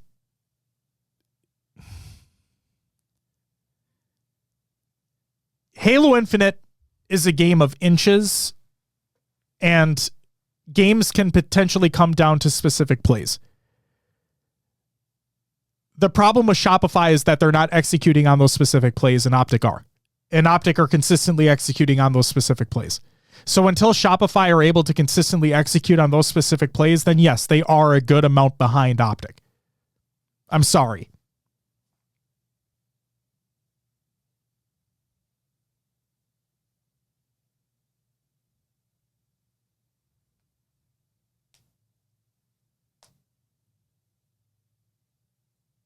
Wing, I'm not going to change my tune.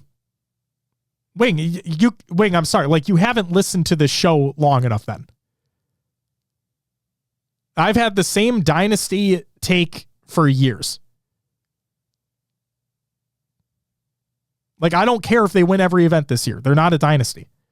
Everybody else can call them one. That's fine, but I'm gonna stick to my tune.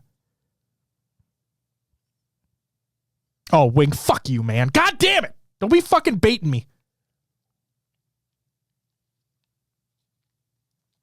Guys, are we actually talking about the Kson land right now? Yeah, you know what I actually thought about the Kson land? Hear me out. This might blow people's minds. I thought the FaZe Kson event was good practice leading into Arlington. Aaron, you're fine, dude. I don't fucking blame you. Come on. And that is perfectly acceptable to believe that I am wrong. Aaron, please, I genuinely want you to hold on to that take. And then if Shopify somehow, some way win an event this year, you get to fucking laugh it off in my face. You get to do that. But at the same time, you best believe, Aaron, that I'm coming at you with context. Okay?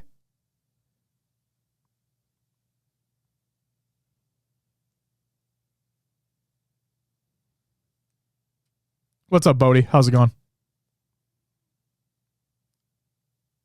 Alvian, I mean, SSG last year?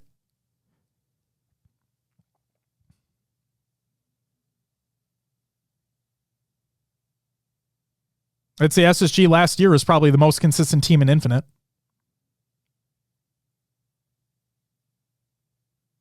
Talking since season 1? Oh, you're just talking are you just talking Optic in general? Like the organization? Because the teams have changed every year.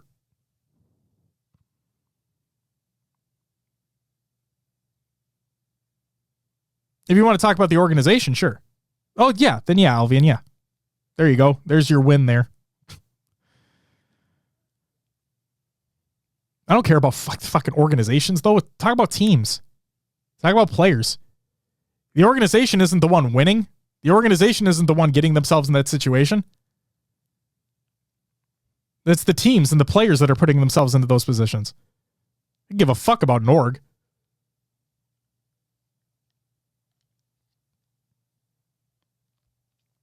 Agreed, Bodie. I want Ola back so bad, man.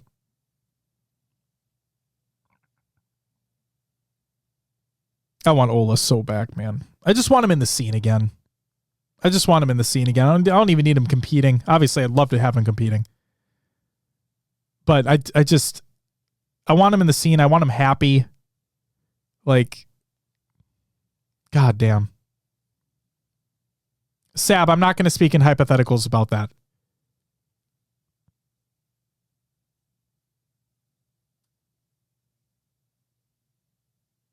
If you ask the fans, you would think they were also on stage, right? Theatrical. Fuck, there's some faded ass takes out there, man. There's some faded ass takes out there. Rev, you are on one today. I love it. You are on one. Where's Ola now? He's doing his own thing. From the last we've heard is that there are some people within his inner circle that check in, you know. Yeah, obviously just hope he's doing okay. That's all. APG did say on a recent stream of his that apparently Ola does lurk in some chats every now and again. Doesn't really make his presence known, but just, you know, hangs out. So again, just hope everything's going okay with him. Yeah, Bodie, go fucking get him, man. Everybody fucking just... If you have beans to message PD, go message PD and tell him to get his ass in here. He has some answering to do for Cloud9's performance.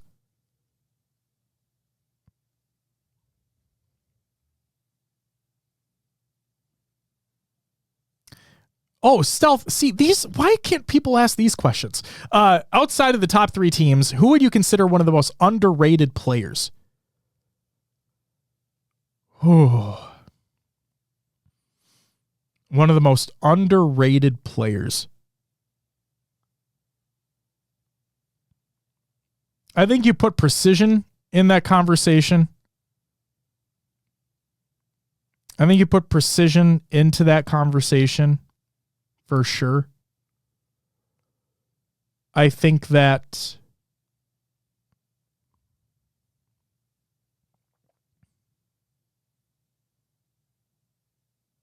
Talik or Soul Snipe. Manny had a great event. I see you, Sab. I see you. Guys, he's saying outside of the top 3, so Tetsuo, Falcada can't be included there.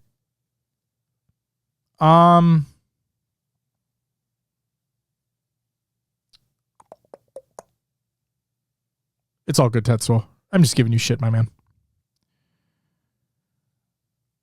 Mental's too good for complexity. I'm telling you, man, they shouldn't have dropped Precision. What a fucking dumbass idea that was. But then again, maybe like...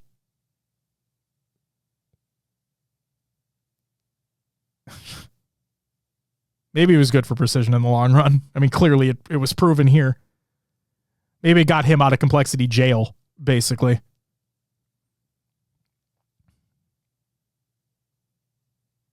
Think we ever see another team from a team in pools from Aussie land, not counting Mind Freak? No, I don't.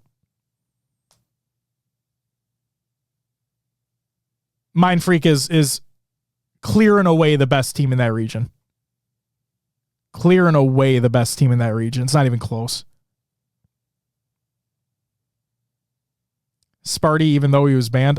You know what's funny? Like, and this is nothing against, again, I even said it earlier. I love and respect that he's playing for his brother. And I understand that a lot of people out there, I might rub a lot of people the wrong way here, with what I'm about to say. I understand a lot of people thought that his banning from the rest of that season was bad. Like, that shouldn't have happened, or maybe it should have just been for one event or blah, blah, blah. I don't fucking care. He tampered with equipment. He faced the penalty to his actions. He shouldn't have fucking touched anything to begin with. And he has to own that shit. Frankly, I was shocked And again, this is nothing against him as a player, okay? But because that happened while he was on Complexity, the fact he got re-picked up by them blew my fucking mind. Blew my fucking mind. Like, oh man. As soon as we heard, as soon as we got information from our sources that fucking move was happening, I'm like, guys, what are we doing? Yes, he's a good player. Do not get me wrong. But what?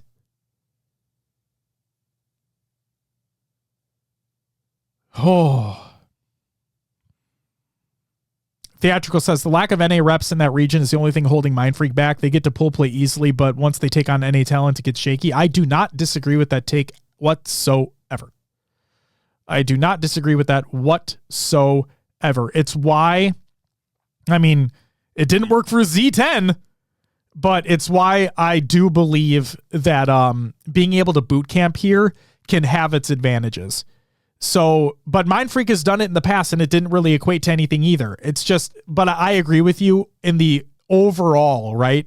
In the overall, EU teams and Mexican teams or Latin American teams get way more practice in relation to what Australia, New Zealand teams against North American talent. So, yes, I do agree with that overall.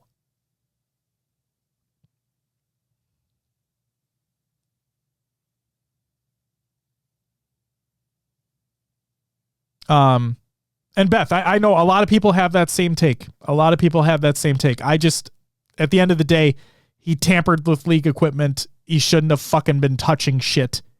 And rules are rules for a reason. Don't fucking do it. Just keep your fucking hands to yourself. I don't want people to take that out of context. He tampered with league equipment. He wasn't doing anything, he wasn't harassing anyone. Out of all the Halo coaches, who would you say is the most impactful coach in the HCS? Lunchbox is easily the easiest answer. Yeah, I'd say Lunch.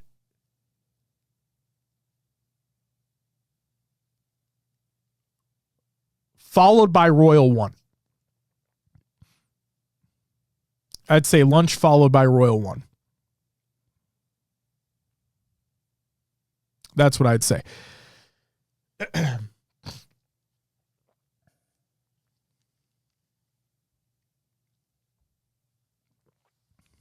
Storied, it's not disrespect towards Best Man. I think he's a good coach too. I do. I have nothing against Nick. I think he's a good coach too.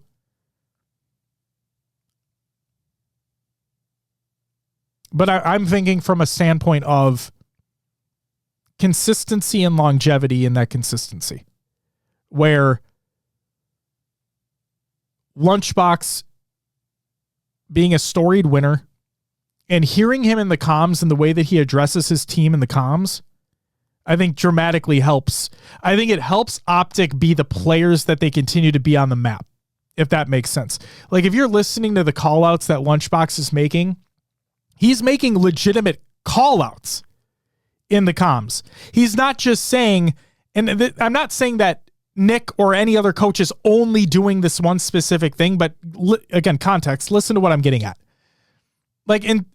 Where he isn't just simply calling out that a snipe is coming up or a camo is coming up or an OS is coming up or whatever it may be, power-ups and timings and everything.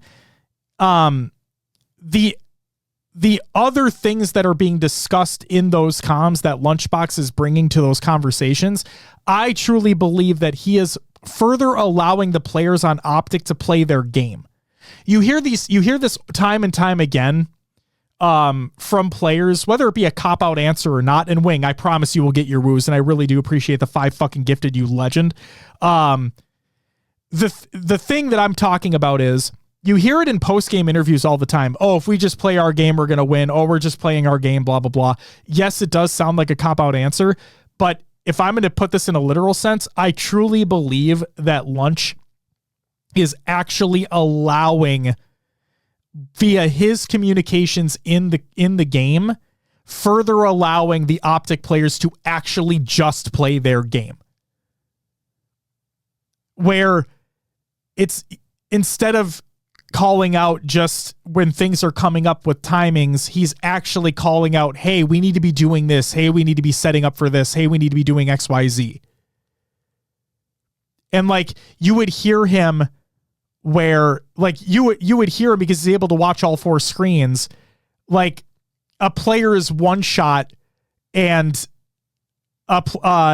he goes, oh, don't worry, that player's going to be dead. Don't worry about it. And the other players on Optic are just able to continue doing what they were doing instead of having to worry about, oh, my teammate's one shot, I got to double back. No. What Lunch is contributing to the comms is just further allowing the players on Optic to just play their fucking game. And that is why I believe that as of right now, I think Lunch is the most impactful coach in the scene.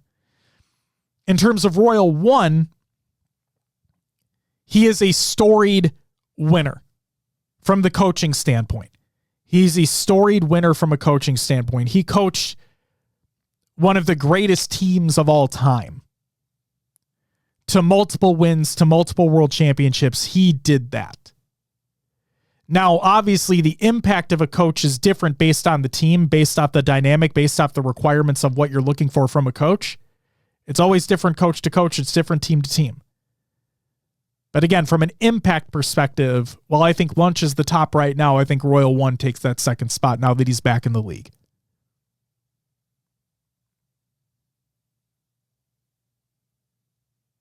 Exactly. And again, that's exactly why context matters. It's never to shit talk other people.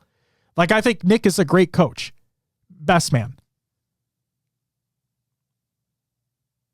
Again, this is why context matters. Like, I hate when people just say that, oh, you said this person, that means that this person's awful in your mind. No, that's the whole tweet of like, oh, pancakes or waffles. And I'm like, oh, I like waffles more. Oh, it means you fucking hate pancakes. Like, that's not what I fucking said. I didn't say that at all. I just like waffles more. Now, if you put French toast in front of me, I'm taking it over the other two any day of the week. You know what I mean? Like, God. And no, and storied, like, it's nothing against you, right? That's nothing against you. It's just, I don't want people to, I don't want the overall community taking things out of, wait for it, context. And for me, I fucking hate pancakes and waffles. They fucking suck. As I proceeded to make pancakes this morning for breakfast. Fucking hate them. God. But I do prefer French toast over both of them personally. How intense would it be to have Roy as a coach? Bodie, that's the best part. He would just have to look at you. Daggers. Do you see pictures of that man? Like, oh my God, fucking daggers, dude. Holy moly. There's Rev again with the fuck just... Oh my God. Coming to a Reddit thread near you. Pull him up? All right, bet. Hold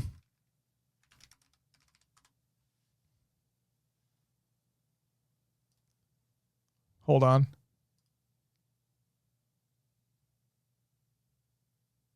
I mean, this is a weird picture, but either way. This is like, so this is a picture from him on Reciprocity, but just look at those fucking eyes, dude. Those fucking eyes. God damn. I'll find a better picture. Hold on. Well, I mean it. Like, if you just look at him in a standard ass picture, he's got fucking daggers. This is it right here. Look at this fucking, oh my God. Look at that. Look at that. Look at those daggers. Look at those daggers, dude. Fucking look at him. That's a man staring into your fucking soul. Right there. That's it. That man, your coach, if he's your coach, oh man, he's intimidating the whole other team. There's a reason why he has the fucking term Royborg. Like, look at that. Look at that Terminator looking ass. Dun dun dun dun. Straight up. God damn. Texas, I love you. Is that Lunchbox? Shut up. God. Crazy though, right? Like that's him. That's him. Like that's not even it. Like that's not all of them either. The man's just got fucking daggers, dude. It's great. You DM'd me one on Discord? All right, hold up. Beth, you found one? Yeah! Beth, this is what I'm talking. Yes! He fucking just had... It's just straight daggers, dude! It doesn't matter what picture he's taking. Like, it's just fucking daggers! Oh, my God. Oh, my God.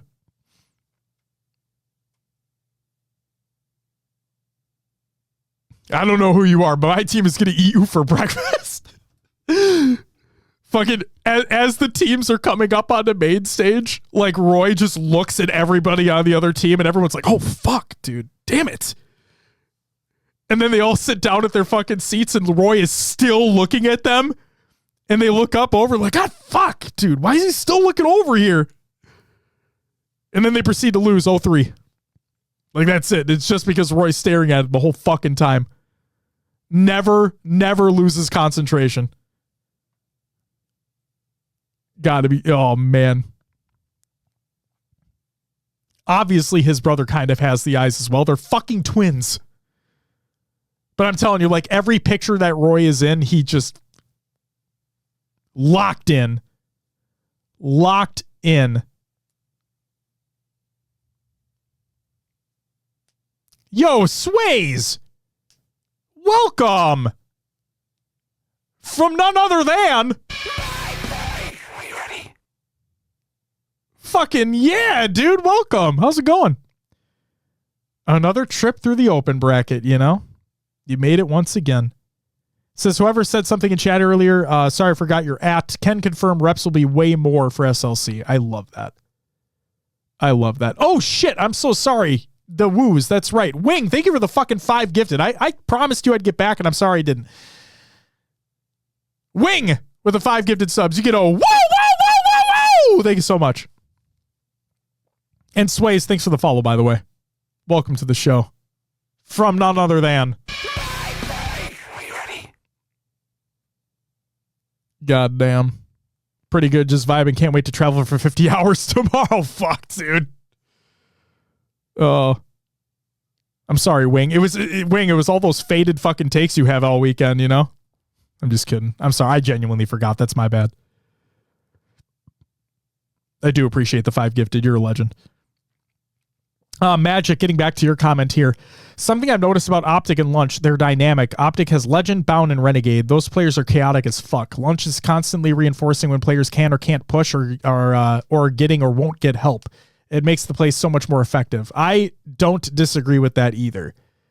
I do think that all of those other players, though, I do think that Renegade, Bound, and Legend have what it takes to slow things down and play at their own pace. I do. We've seen it countless times. But I don't inherently disagree with that either.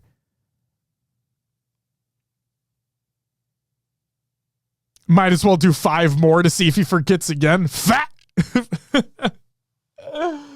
Oh, shit. You could try.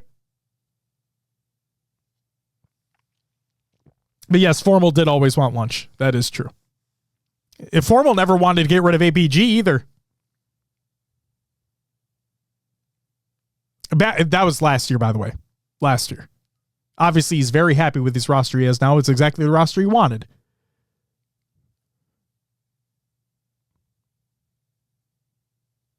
Also, Sways, obviously I know things didn't pan out the way you guys wanted them to, but I will say, and I know this doesn't mean a whole lot, in the grand scheme of things. But if you're still here and you're still listening, I just want you to know, vibiest open bracket team, period. You know what? Fuck it. I might even just say vibiest team. The fucking shades, just an absolute power move, you know?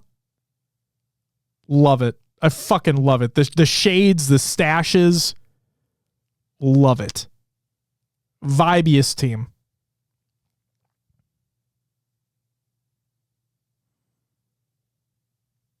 I mean, Wing, there really isn't much else to talk about. Yeah, he wanted to keep him. It didn't happen. They got second all year. What are you going to do? Appreciate it. Need to figure out the next thing for the Media Day open bracket. Oh my God, please. Please, Sways, please. Cowboy hats? Ooh. You should look. I mean, that would have been fucking perfect for Arlington or Dallas, but like, you gotta think about something that is like native to Salt Lake City or something. I don't know. Mormonism. You know, you guys are just going to become Mormons. There you go. Done and done. Mormons for Media Day. MM. It's fucking too late for this bullshit, dude. Whoa, I was raised more. Hey, did I say anything negative? Did I say anything negative about Mormons? No, I absolutely did not. For those who don't know, basically the most Mormons per capita are in Salt Lake City, Utah. Like that's a fact. I wasn't saying anything mean. Just saying that, you know, if you want to stay relevant to the area that you're in, then maybe I don't know. The entire experience was negative. Yeah, I've heard. I have no disrespect towards those that follow that, but not my vibe.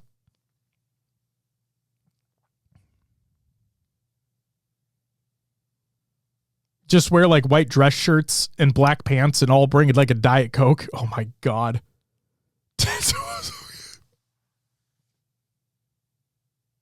Oh my God. Oh my God. Oh my fucking God. I got it. Super Soakers. Oh my God. Holy shit. Holy shit. This is going to be the best media day of all time. Fucking Super Soakers, dude. You can take that so many ways. Oh shit. I think we nailed it. I think we nailed it, ladies and gentlemen. I think we figured it out. I'm going to get in contact with SSG right away. I'm getting in contact with SSG immediately. Be like, guys, I figured it out. Chill? No, dude, this is perfect. It's going to be September or no, August. It's going to be August. It's going to be August, the beginning of August. It's going to be fucking hot. Like I said, you can take it any way you want, but hey, fucking just fucking Super Soakers, dude. Oh my God. Oh my God.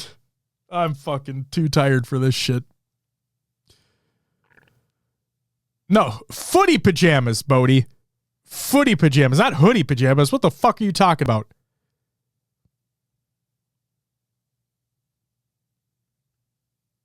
God. But you know what? Sway's mutton chops are fine too, I guess. If you wanted to. That's fine too. I Super Soakers were pretty fucking cool. God damn.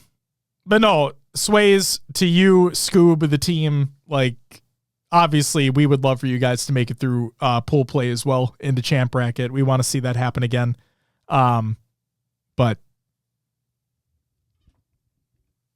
yeah, the only thing that I want, I've said it multiple times, like the only thing that I want is for you guys to have that opportunity to get reps in against like North American talent more consistently, because we understand that that's a pain in the ass for being in A and Z.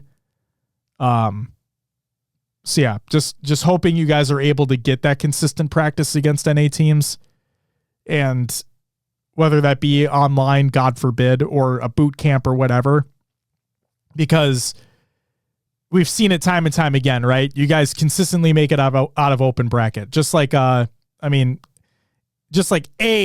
LATAM team does. We had a different one this time with Alpha, but it was Ether before. Like, you guys have consistently shown event in, event out that you guys are able to make it through open bracket just fine. So it's just, and you know this, it's just trying to take that next fucking step up. We had no practice at all this time around, so not even annoyed at the result. Also completely figure out the mistakes already been writing away. With the big break this time around, the practice will be way more, hopefully. Oh, I fucking hope so too. I hope so too. Footy hoodie pajamas? Oh my God, Bodie, that's it. That's the moneymaker. That's the fucking moneymaker right there, man.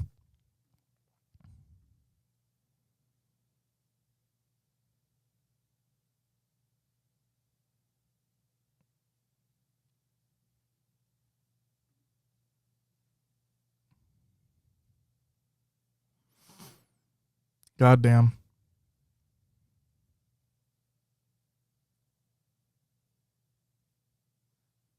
All right. Oh shit. Wow, it's already midnight. Okay.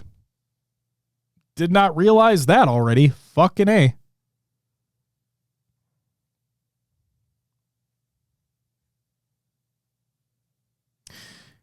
Can an open team realistically ever compete in the top 3? No. No. That's a flat no. When we get back to ANC, it's just no dopamine at all, no scrims, nor much we can, but we are very disciplined to learn regardless, so it goes a long way. Yeah.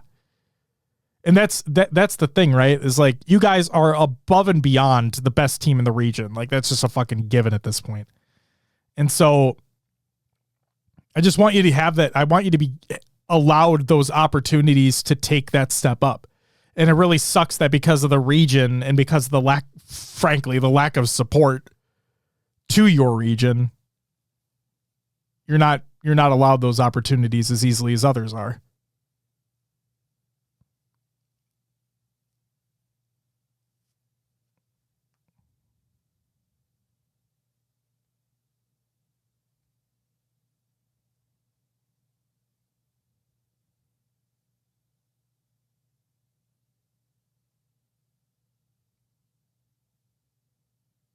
Ask Jimbo and Woodham, they tell you yes last year.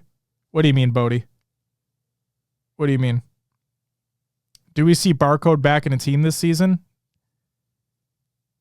Depends, Tetsuo. It depends. And that's all I will say at this point in time.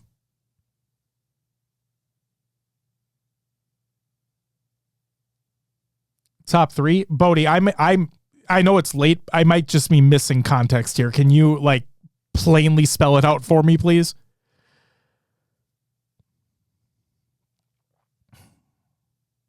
Sway says, I think Native got 4th from open bracket, right? Can't remember if they were top 3 series was close or not. I mean, that was Sways. I see where you're coming from, but that, again, these are like one-off situations. You know what I mean? Like, are we going to say the same thing? And again, one-off situation. We're going to say the same thing about Sentinels when they had to compete through open because of the router 2 situation. You know what I mean?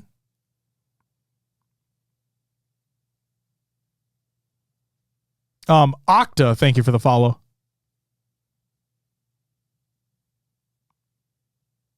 Okay, and this is Sways, obviously this is no offense to you, and this is no offense to, because we're not trying to bring down teams or players, but like, if we're having realistic expectations right now, I'm going to answer that question truthfully. I'm going to answer every question as truthfully as I fucking can. And no, I don't believe any team coming out of the open bracket as it currently stands today has any chance to get to fight for top 3. I don't. I'm sorry.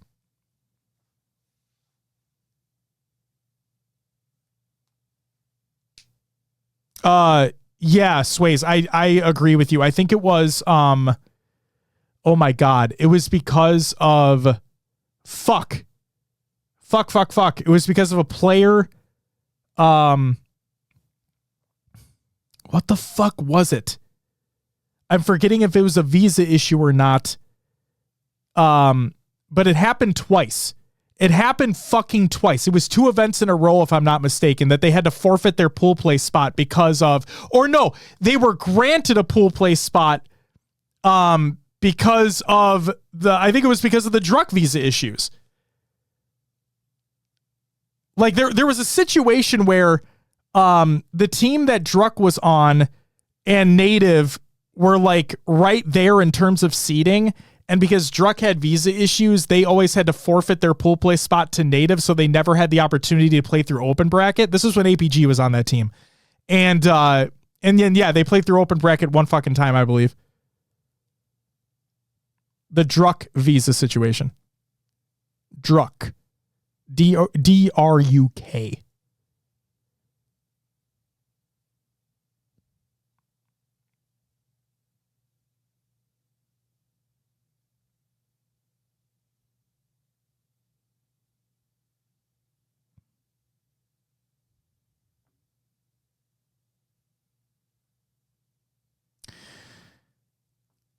All right.